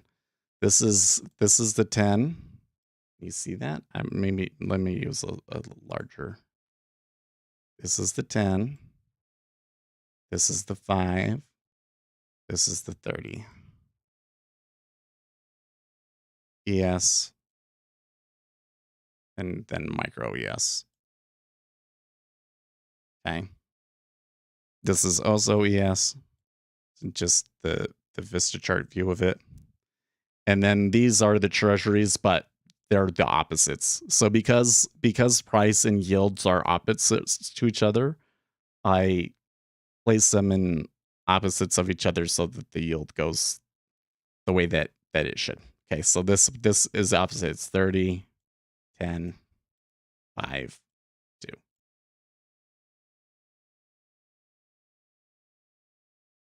Oh, sorry, I didn't see your question. I understand the theory, but how much money have you made trading this personally in a live account? Oh, so this year so far, I haven't done super well. I'm trading micros, so, you know, it's not, whatever I make, it's not going to be very impressive to you, no. What makes your stream better is you remain calm. Okay. Because sometimes I feel like I should try and get all excited and get people excited because they'll like that, but maybe not. When I get really emotional, it seems like people don't enjoy it as much. No, so last year I did make money, actually. I think I made like 1,000 with all my trading, with all of my day trading, rather. All of my day trading put together, I made 1,000. How much I made from the actual futures, it wasn't very much. I did really well in some periods, and then I would have a blow up. So I think it requires a little bit more work on my part still. I still seem to get certain big trades wrong and end up taking more risk than I'm realizing. So I think that there is some work to be done, right? But here's the argument that I would make on that, okay? How much money I make on it doesn't matter, okay? The approach that people tend to have, which is go and find somebody that's making a ton of money and then copy the way that they do it, is fundamentally flawed, okay? that would work in almost any other industry. Okay. If you were going to do knitting, then go and find somebody that has knitted something really, really good and learn how they knit. If you're going to learn painting, find somebody that paints paintings the way that you like, learn how they do it, learn from them, right? You take that apprenticeship kind of mentality. That's a great way of going about life. And that's the way that humans are wired to behave, right? Markets are competitive. Markets are competitive. If I have, especially if it's a technical strategy and I share it with everybody, it ruins the strategy because only so many orders can trade it before it turns into a negative edge. Okay. So if I am a really popular guru and I share everything about my methods, that can make it less efficient. Now, in this particular case, what I'm telling you that the market is inefficient is something that's so big that edge will never be arbitraged out of the markets because the nature of it is just there's so much noise that there's always going to be inefficiencies there, right? Whether you can take advantage of those inefficiencies is another question. It's super hard. I can't guarantee that you're going to do it. Clearly, I can't always do it. I have really good periods. I have to say, I think that I make enough good calls because when I'm not making the mistakes, and it usually comes when things get a little bit more volatile, right? But normally speaking, I have a really high hit rate and my winners go much further than my losers. So I'm saying, you get both. You get relatively high win rates. And not, it's probably unrealistic to think that you're going to be consistently above 50%, but 50% and 2-to-1, that's awesome. It's really awesome. And it's so much easier to trade when things are working like that, right? But I don't want you to trade this because Seth made a ton of money. I want you to trade this because it's backed by empirical evidence, right? Because that's the whole problem, is that everybody goes through and says, here's this guru, I'm going to go and follow this guru. And then what ends up happening? They end up being full of shit. And this is what you see over and over and over again.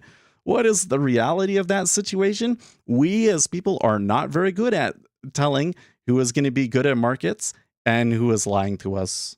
And probably a lot of the people that are successful are lucky. Probably a lot of the people that are successful are lucky. I think about this Meet Kevin guy. He kind of pulled out of the markets. I'm assuming that he's still out of the markets. I wonder if he gets back in or not. Because whether he that whole trade of his makes sense or not, because he was saying that there's going to be an increase in food prices because there's not as much fertilizer out there because of things that Russia's done, and that's going to lead to a recession. Okay, when he buys back in matters a lot, and he'll either look like a genius or a complete idiot, right? But he's also pushing a lot of technical analysis. Most of his success came from real estate, that's kind of the thing. So you're looking at him because he's got millions of dollars under management, right? That seems like, he's made money. Okay. Cool. But can you actually duplicate his success? I don't know. Why is there any reason to think that you can? Why is there any reason to think that he actually does have an edge other than, he made money, but he might have been lucky, right? So how do we approach it? I say use empirical evidence. Okay. Let's just understand what the market actually does. Understand what the market actually does. Things that we can prove that the market actually does. Sorry, but you can't prove that when you have a head and shoulders pattern that it's more likely to move down than to move up, because the data doesn't support that. Okay. And when you look at technical analysis people, do they provide supporting evidence to you? They don't. They never tell you the outliers of these strategies. They never tell you the percentages or any of that, right? They might tout big trades that they've made and try and show you that they make money every day, but usually all that means is that they're taking on a lot of risk, right? So use empirical evidence instead. There are studies. These are public studies, and they have data sets, and you can go and download the data sets, and you can go and do the research that they did and verify their results.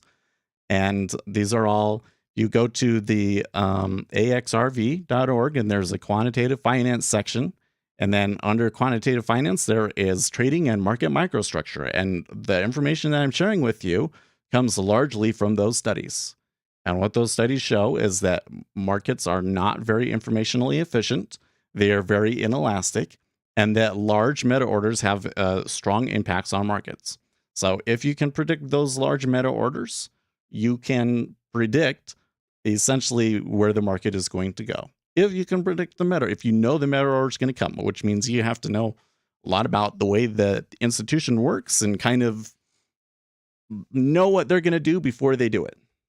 Right? It's hard. Can't prove that you're going to make money doing it.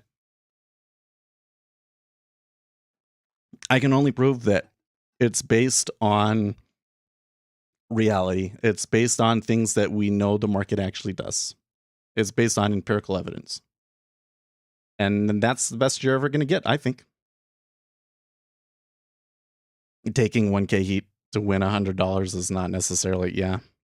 But that's what a lot, that's the crazy thing is that if you want to be popular, look, I do it. I do it too. I do it in a different way. I don't do it on my micro trades. You notice my micro trades are just like small directional trades. Okay, but when I do the S&P 500, right? That's exactly what I'm doing. I'm not taking like a lot of heat like one way on the other way. But what I'm doing is I'm using multiple contracts. Somebody that's new and might not understand my whole shtick about risk and everything might not see that. And I could totally come in and just say, look, I made money in every time. And people would think that I'm a freaking genius, you know? Yeah. And that's the thing. Like this is the thing that's so demented about it all, is that it's so difficult to trade successfully as a retail trader that going around and looking for somebody that can prove that they're making money from it is actually more likely to lead you to somebody that's scamming you, that's lying about it, right? Because the number of people out there that claim to have evidence, that claim to be profitable, compared to the number of ones that actually have a real profitable strategy is like 1,000 to 1. You get what I mean? So why would you try and use that method to determine how you want to trade? Why wouldn't you use empirical evidence, right? Like there's all these people, they do TA. Well, we have some empirical evidence that suggests that TA is not an effective way of analyzing the market. Just I don't mean like, of course we've always known most people that use technical analysis don't make money. I'm not saying that. I'm saying the way that the market works contradicts the underlying assumptions behind technical analysis, right? Is it better to trade like an economist rather than a stock picker or a TA? I'm not sure I understand what you mean by that. Like, how do you think that an economist would trade? Because from my experience, economists don't trade. That's why they're economists. Right? I'm not gambling like anybody else. Like I said, it's based on empirical evidence, but I think that TA has usefulness on certain timescales. It may. It seems to me that the higher of a time frame you go, the more likely that you are to find some usefulness from the technical analysis. Yeah. Right. Well, I don't trade because I don't think that I'll be successful. That's not an accurate way of putting it. I trade because somebody has to do it. And I enjoy doing it.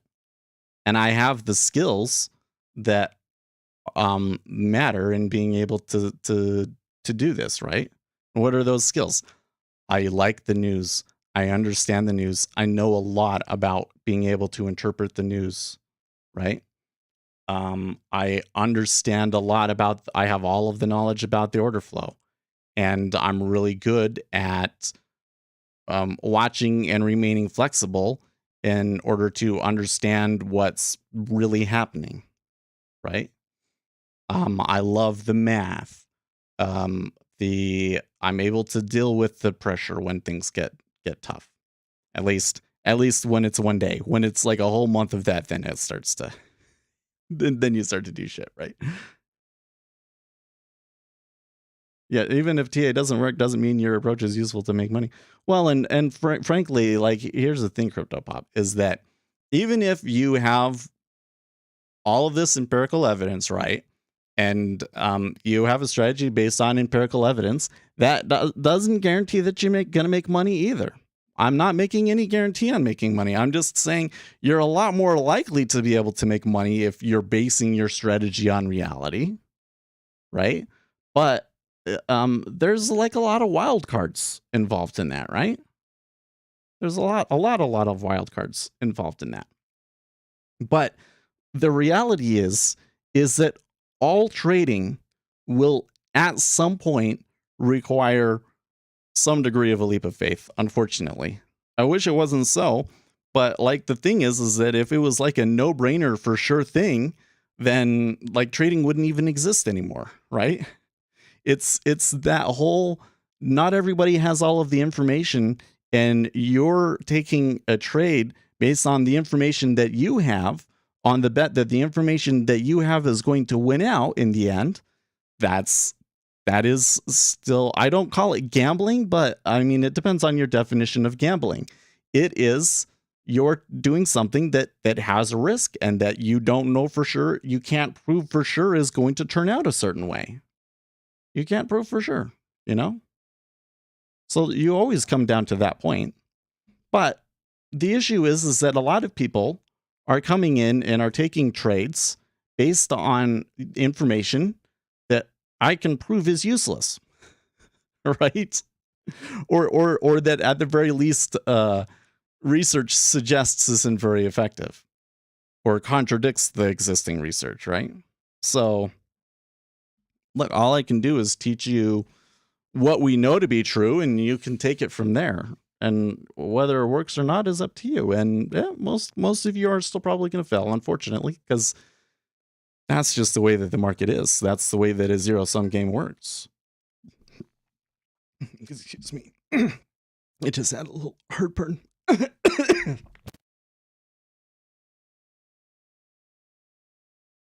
Man, I don't know what my problem has been the past day, but this is like the second time this has happened to me.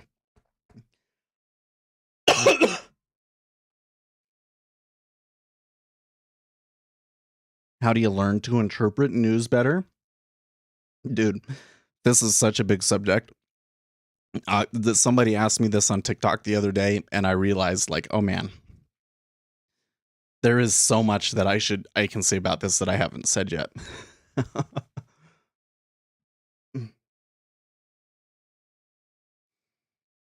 Well, it's not just reading news. No, that's not accurate. So something that I would point out right now.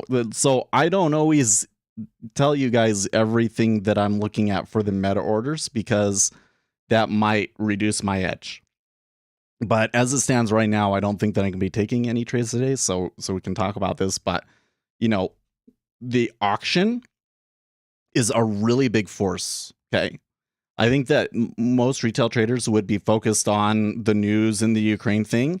But like when we came in and we saw that, you know, my immediate thing was like, well, okay, first of all, that's not actually Zelensky. It's one of his advisors. And what he's saying is not actually as positive as the market thinks. And you could get contradicting headlines. And of course, that's exactly what happened. I'm more interested in the auction. What tends to happen on auctions? Well, what tends to happen on auctions is before the auction, they sell, and after the auction, they buy. That's what tends to happen on auctions. And you tend to see icebergs on that day. So I'm much more interested in the order flows that we're getting based on the auction. It's just that today they haven't really shown up yet. So I don't think they ever got a trade off of that. But so it's not just based off of the news, right? There are a number, but it is based off of information, any piece of information that can effectively predict large meta orders that we're going to be interested in. And it's not news. In fact, news, from what we can tell, is not even the strongest force in the market. The the rebalancing activities of large funds appears to be more influential. Gamma appears to be more influential, right? So I'm actually paying a little bit more attention to those things. Okay. But I don't always list down exactly what those are and what I'm watching for you guys, because one, I don't want anybody front running me, and two, I want you guys to do that research and figure that stuff out yourself. Yeah. Oh, so Kurt asked, could you comment on a good live news source to watch while trading? Well, so the best free source is TweetDeck. And then the next step ups for $100 a month, you can get Financial Juice, and they have Live Squawk, and that's what I use. And then the next step above that is News Squawk, which is like $500 a month. And then there's the Bloomberg terminal. It doesn't matter what you call it. If you can't make money using your strategy, it is a waste of your time. Okay, well, that's a fair. That's a fair. Then don't trade. I just telling you right now, if that's the way that you feel, then there's like a 99% chance that you are going to find your own trading activities to be a useless venture and are ultimately going to be disappointed in what you get out of it. Serious. Dead serious. I don't want people to watch me just because they think that I'm making money and they want to try and make money off of me. I want people to understand what how the markets actually behave. I want people to understand what the news is, and if they enjoy that part of it, then and they have the right kind of disposition, then maybe they can get into trading because they'll enjoy it regardless of whether they're successful with it. But I just got to tell you, if you come into markets and your thinking is, I want to make money, and a good way to make money is trading, quit now. Quit now. Seriously. I'm being like, I can't stress this enough, because I've seen so many people just waste their lives trying to chase this phantom, man, that you're never going to get. The thing that they want to have happen, it's never going to happen. So the market doesn't work like that. Okay. It's a lot of work. It's extremely competitive. And you're at a severe disadvantage as a retail trader, because you're going up against these huge, armies of, math PhDs. Okay. It's crazy. There is like a 95% chance that you're going to lose money. Just like 95% chance. If you're to make money, go learn how to program.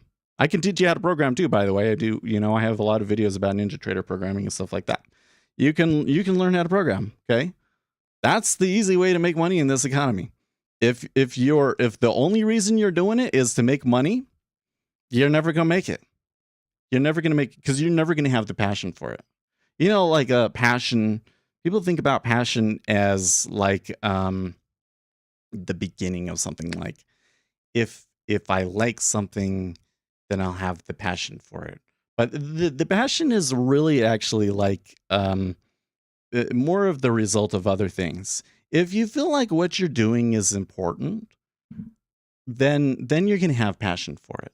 That's really what it comes down to. And with the way that the market works, what you're going to find is you're going to start trading, and you're going to be passionate about it because you want to make money. And then as reality sets in about how hard this is, and how you're not really the genius that you think you are, and that even if you are the genius that you think you are, you might still lose money, then you lose the passion for it and you never keep going. Right? So how are you able to keep going? How am I able to keep going? Been doing this for 5 years. I've had periods where I've made money. I've had periods where I've lost money. Haven't become a millionaire off of it yet. How do I keep going? Because I know that what I'm doing is important, one, and because I enjoy the process of it. I enjoy reading the news. I enjoy understanding the news. I enjoy math. I enjoy risk taking. These are all critical components, right?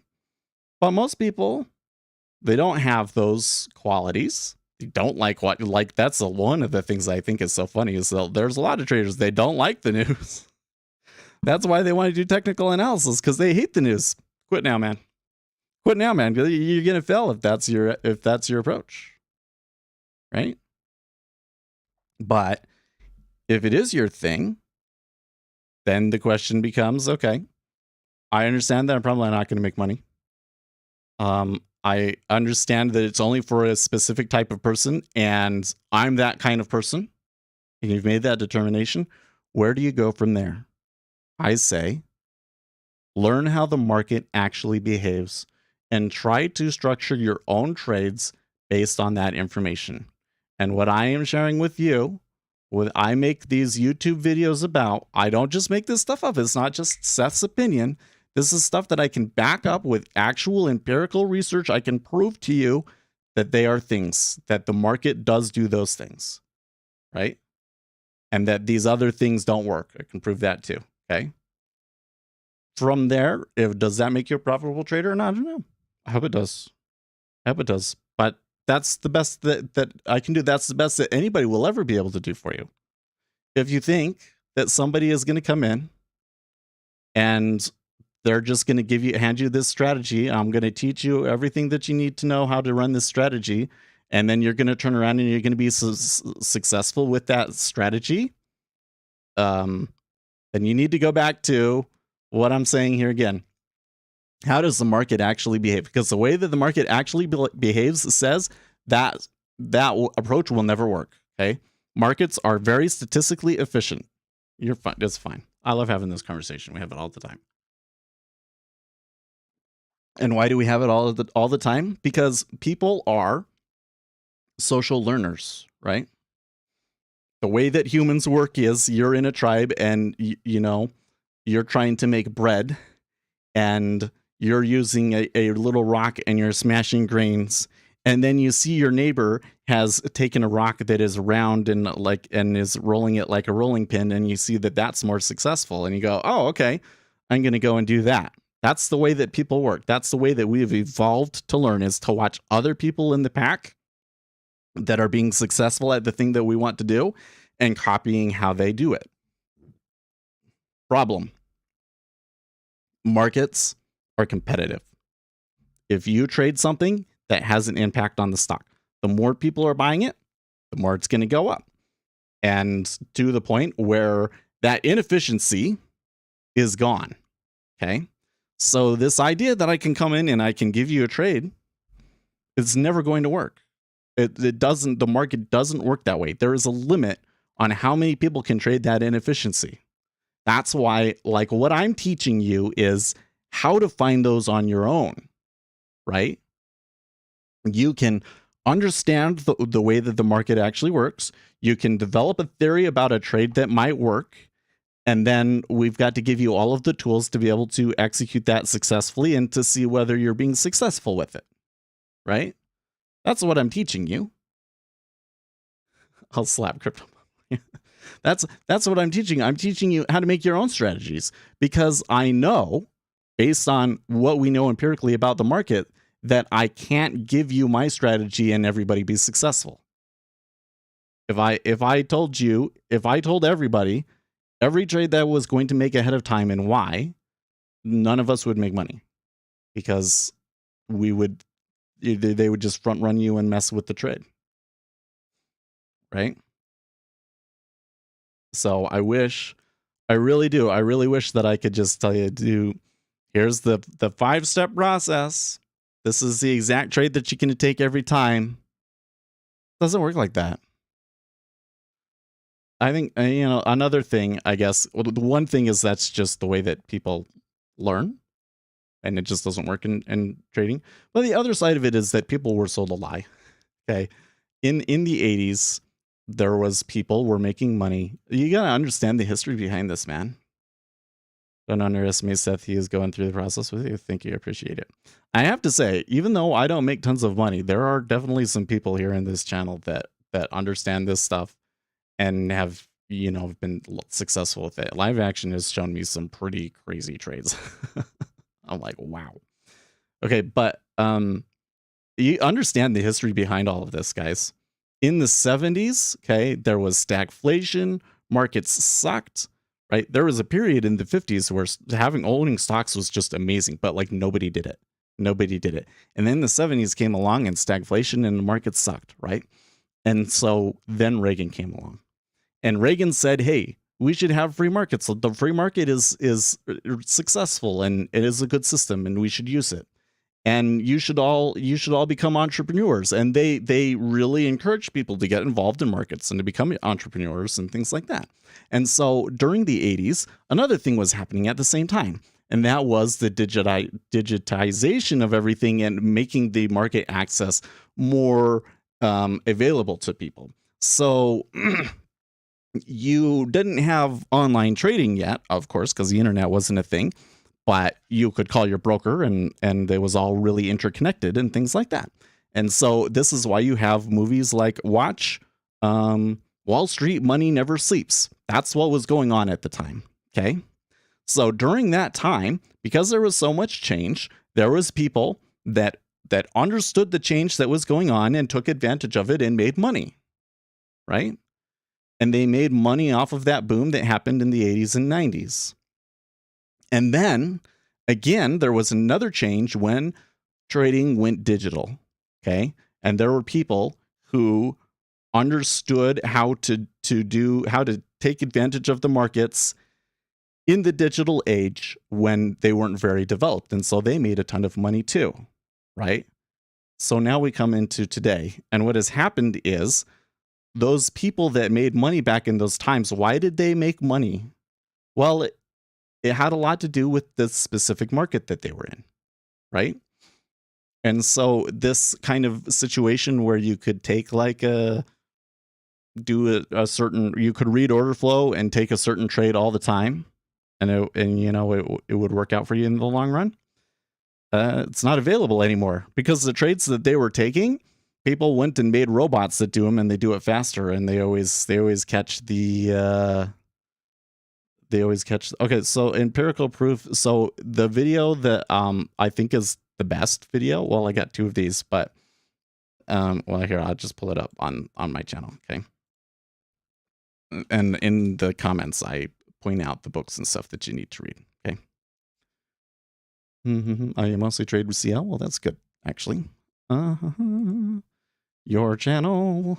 I have some comments apparently I need to address. Okay, so there's this one, proven market behaviors and why technical analysis fails in elastic markets changes everything.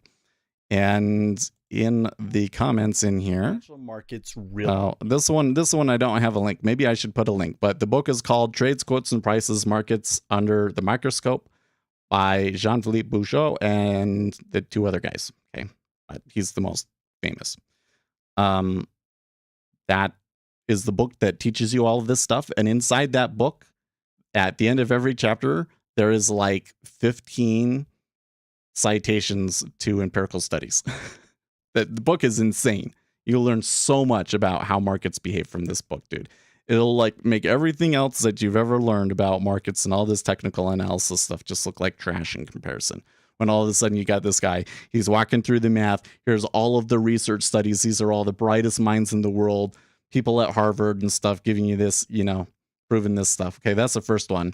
And then the second one, this inelastic markets hypothesis one, I have the link to the two papers right here. Here's the paper about the inelastic markets hypothesis by Gabiax and Koijin. And then Jean-Philippe Bouchot, who I just absolutely love. He wrote a microstructural interpretation of that by going through the math of some of his studies and how they backed up what they found in the inelastic markets hypothesis study. So that's the empirical evidence that you want to look at. Yeah. What are the two comments that I got here? Oh yeah, that was Captain Price was commenting on what had happened. Yesterday was a mess. Yesterday was a mess. Yeah, so Jean-Philippe Bouchot is the co-founder of Capital Fund Management, which is a very, very successful quantitative, I don't want to call it a hedge fund. They have They have multiple funds. They have multiple funds. This last year, their what is it called? I forget the name of the fund, but one of Capital Fund Management's fund won an award for best 5-year risk-adjusted return. So yeah, this guy's the real deal. I mean, that's kind of the thing that I think is crazy. Maybe I should try and write on that, but I don't think that he would ever want it to be presented that way. But Jean-Philippe has been extremely successful, and he's putting all of this information out for people, and nobody knows about it. I guess he just, he doesn't have a Twitter account. He's on LinkedIn. He doesn't have a Twitter account. John, go get a Twitter account, please. No, they're not using purely automated algo strategies, actually. I mean, you can go and read about them and you can see what their strategies are doing.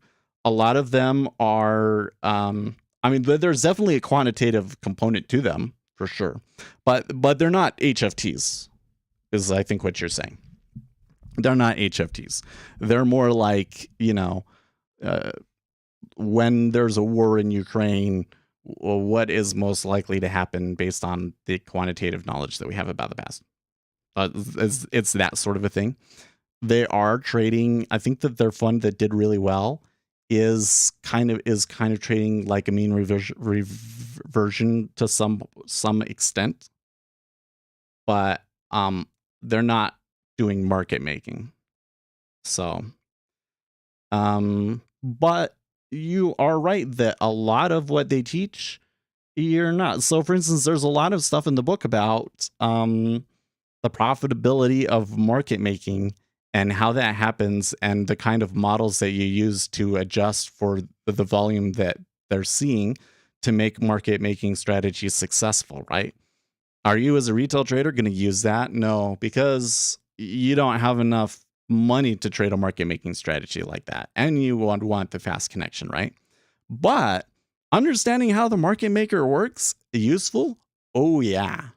Now all of a sudden I can come in here and I can say, okay, well, we ticked up. There wasn't very much volume. The orders pulled. Why did that happen? Oh, because he's trading the correlation with the 6J and the 6J is moving up. Cool. Oh, now in this case, they're pulling, but it's only in the treasury and there's no correlations. And I'm seeing some volume coming against it. It looks like they're pulling because of the risk of informed trading, right? Now you can understand what's really going on. The book is called Trades, Quotes, and Prices, Markets Under the Microscope by Jean-Philippe Bouchot. This video right here, oh my gosh, did I just close it? I already closed it again. Why did I do that?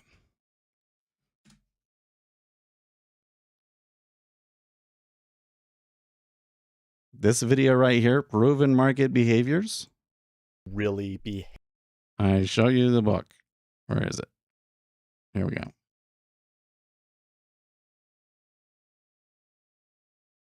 There's the book. Trades, Quotes, and Prices, Financial Markets Under the Microscope. Here, I'll find it for you.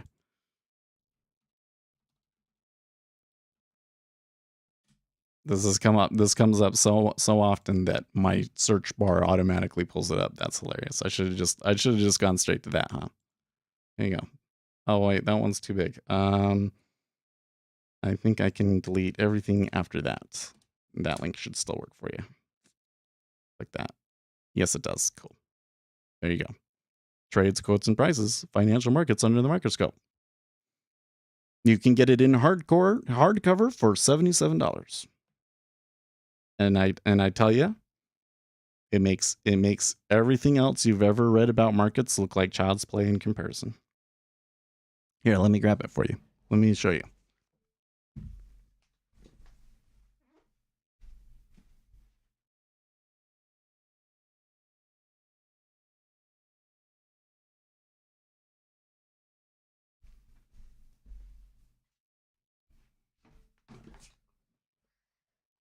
This is what I should do, because it's just you can see, like, well, as I'm talking to people, right?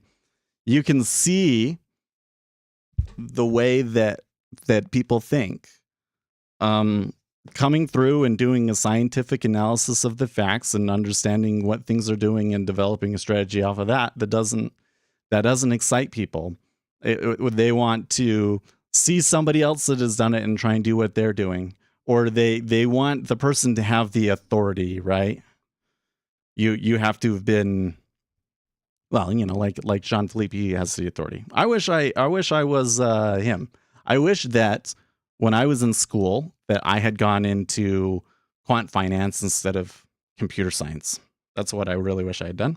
I wish that I had earlier on, when I was not, tied before I had children, just moved to New York. That's what I should have done. Maybe I'll still move to New York and do that. So where's a really good one in here? So, like, when you're looking, can you, let's see here. Okay. You see there, it's like math formulas there, right? Right. Empirical data, actual market data showing the phenomenon that they're talking about. Right. And like, that's all this book is. It's heavy math. If you do not like math, okay, look right here. Come on, focus. There you go. There's integrals. I mean, it's serious math. It's hard stuff to understand, to be honest with you. But what you can do is you can read through it.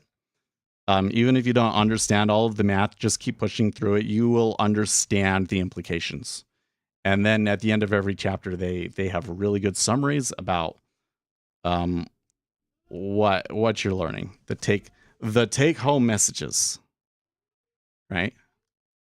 It's such a great book. And that's the basis for a lot of what I'm teaching you. Of course, I've gone beyond the book, because what you want to do is, after you've read the book, then you're going to want to start going and reading the actual research studies that it comes from, and understanding all of the history behind how we learned how this stuff happened, right? Yeah. That might be true to some extent. The info on this channel doesn't give you an edge. It gives you criteria to eliminate other edges you may see or told works on the internet. That's definitely the first part of it. I do believe that this information gives you an edge. I do not believe that I can give you a piece of information that can be a complete strategy on its own, unfortunately, is really what it comes down to. But I can kind of guide you in a direction that is more likely for you to be successful from, right? And again, the biggest piece of information, like the thing that comes out of all of that is the biggest takeaway here in this book. What is it? Chapter 12? No, that one's 17, the profitability of market making. No, it's not the, no, maybe it's 18. Market dynamics at mesoscale. No, it's from there. It's beyond that. Maybe it's 20. No. Practical consequences. No, I've gone too far now. I'm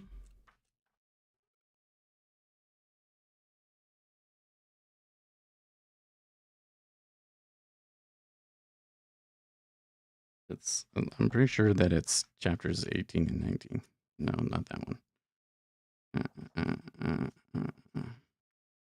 Pretty sure it's after 19, so maybe it's 20. Here we go. Yeah. Chapter 20, the information content of prices. And what did they find? All orders have impact regardless of whether or not there's informational content behind them. Markets are more statistically efficient than they are informationally efficient as a result. And what does that mean? You want to come in here and trade and not know what the news is? Unlikely to be successful. It's really hard. It's really hard to be successful if you don't know what's going on, because there's so much informational inefficiency around there. And if you're trying to read what the information is from the chart, that's like useless because the chart doesn't really reflect that in the end.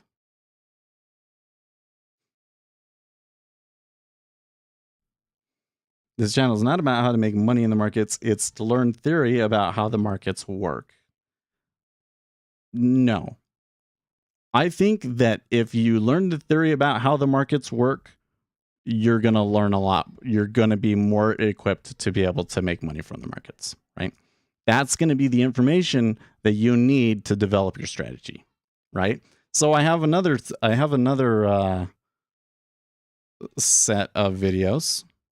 Let me go back. Just go back and watch the videos, dude.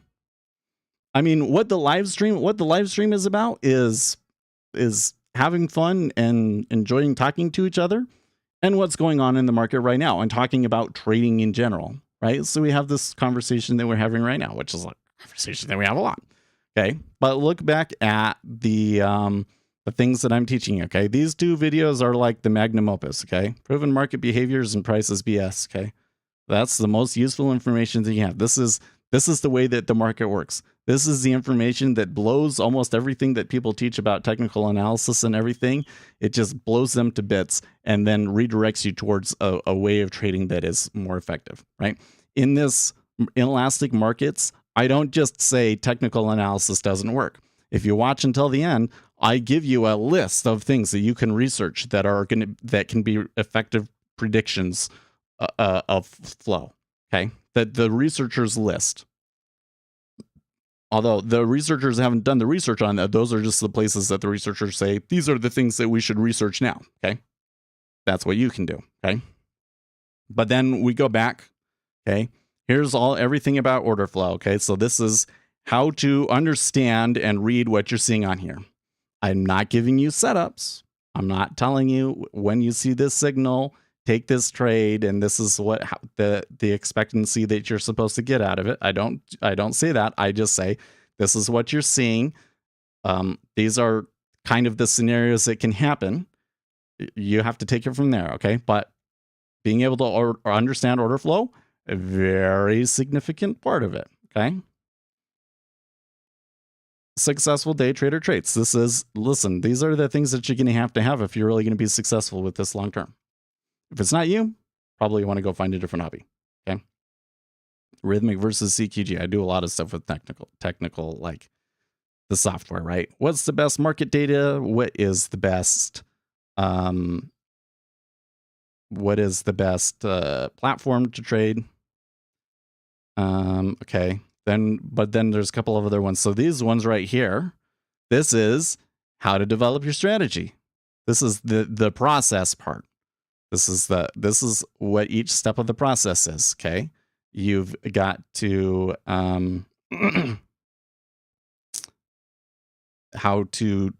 this is how you do your research. This is how you do the back testing. Then once you've got something that works, how do you maintain it? This one is actually the testing. This one is the trading. There's another one. All right, here. Research, coding, testing, maintenance of your strategy. Right? That's what we talk about. Here's a video where I talk about trading the news. And I go through the types of news trades that you're likely to see. And in this one, I give you specific events that I traded and what I got out of those events. So there I show you some of my largest profitable live trades in that video, trading the news. Which, I don't know, only 805 views is kind of disappointing, and that's okay. I also spend a lot of time just trying to be like, okay, like, look, there's a lot of frauds out there. These kind of moving averages things, this is what a moving average performs like. Here's the strategy on Reddit. That doesn't really work. Trading combines, you probably shouldn't do trading combines, right? Where to get started. I don't remember what I put in that video, to be honest. Right?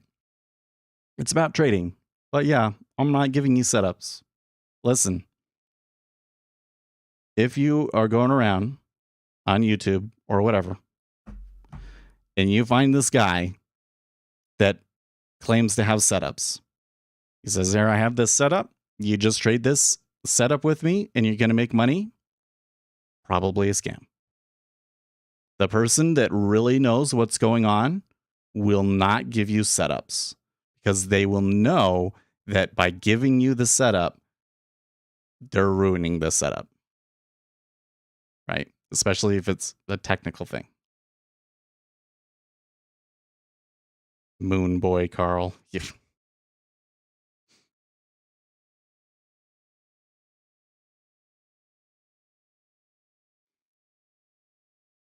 Okay, so we had a bunch of other comments after I went on that big long rant. I do got to get going soon. What type of indicator are you using in the chart with the green background above your head, and what does it indicate? This is a good question. So this is they call it the Vista chart, but really what it is that green.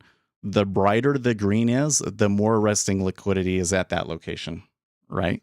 So right now at around 27.5 or so. Oh, that's a little bit too far away. You can't see it anymore because I don't have my DOM set up to, hold on. I should probably come in here. Where's the setting? Show depth history. There we go. Well, now I have to wait to see, but you can see right here, like there's 107 at 42.54, and then you come in here and you can see that there's yellow. So that's what it is. What you'll tend to see is they'll come up to these areas of high liquidity, and that will have a tendency to make them pop away from it, but it's not enough.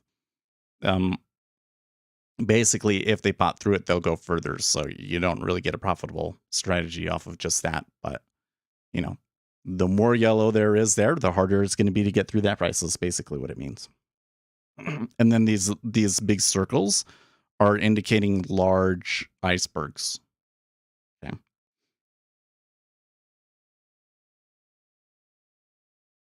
Carve out an exception to that statement for option trades that are pretty hard to influence as retail. No, I mean, this is the thing that I think is so crazy. Like, you got to understand. And what I'm giving you is the conclusion, but what I'm about to give you is the why. Why is it that the market is statistically efficient? If I give you a strategy that works, that the tendency is that you will arbitrage it out of the market and it will stop working, because orders have a significant impact on price. Like, think about how much you think that, let's just say somebody hits the market with 100 lots. How much does that affect the market, right? And unless you're doing a bunch of math and everything, if you were just to look at here and say, oh, well, I think that in the long run that affects things by X much. Okay, times it by 5. Like, literally times it by 5. And that's the actual impact that it has. That's what we find from the inelastic markets hypothesis, is that if you take $1 out of bonds and put it into the stock market, that the aggregate effect that it has on the market cap of the stock market is it increases it by $5. You invest $1 into it, it increases the market cap by $5. Okay, so do orders have a big impact? Yes, they do. And that means two things. One, statistical inefficiency, very easy to arbitrage out of the market, because when people are putting those orders in to arbitrage it out, they have a strong impact on it. The other side of it is that a big institution is going to move price so far that, whatever fundamentals are going on and all that sort of stuff, they just run over them. It doesn't matter. All that matters is what the future orders are going to be. So if you can predict the future orders, then you can predict price. Right? That doesn't mean just listen to the news and do what the fundamentals say, right? But it's good to listen to the news, because the news is a really good, reliable way to predict orders, right?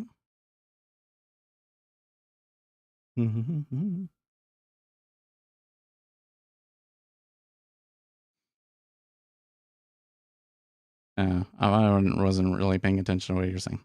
But anyways, so just know, like, listen, I know what you're looking for. I know what you want. I'm just telling you, you're never going to find it. You're never going to find it. It's not possible. The way that the market works makes that thing not work. There are many people. I tell you, I've seen it happen before. They were making money. They had a strategy. They share it with, they're excited, so they share it with everybody. Stops working. Stops working. Sharing the strategy will actually make it stop working. So you will never find this situation be very new. And just know that if it really works, then he's going to continue to get more and more popular and it'll stop working. Right? I know what you want. I understand what you want. I'm trying to explain to you why you're never going to get it and why you should be trying to take a different approach. Well, whether you decide to do that or you continue to waste your time with the same thing that almost all retail traders try to do and 95% of them lose money doing, that's on you.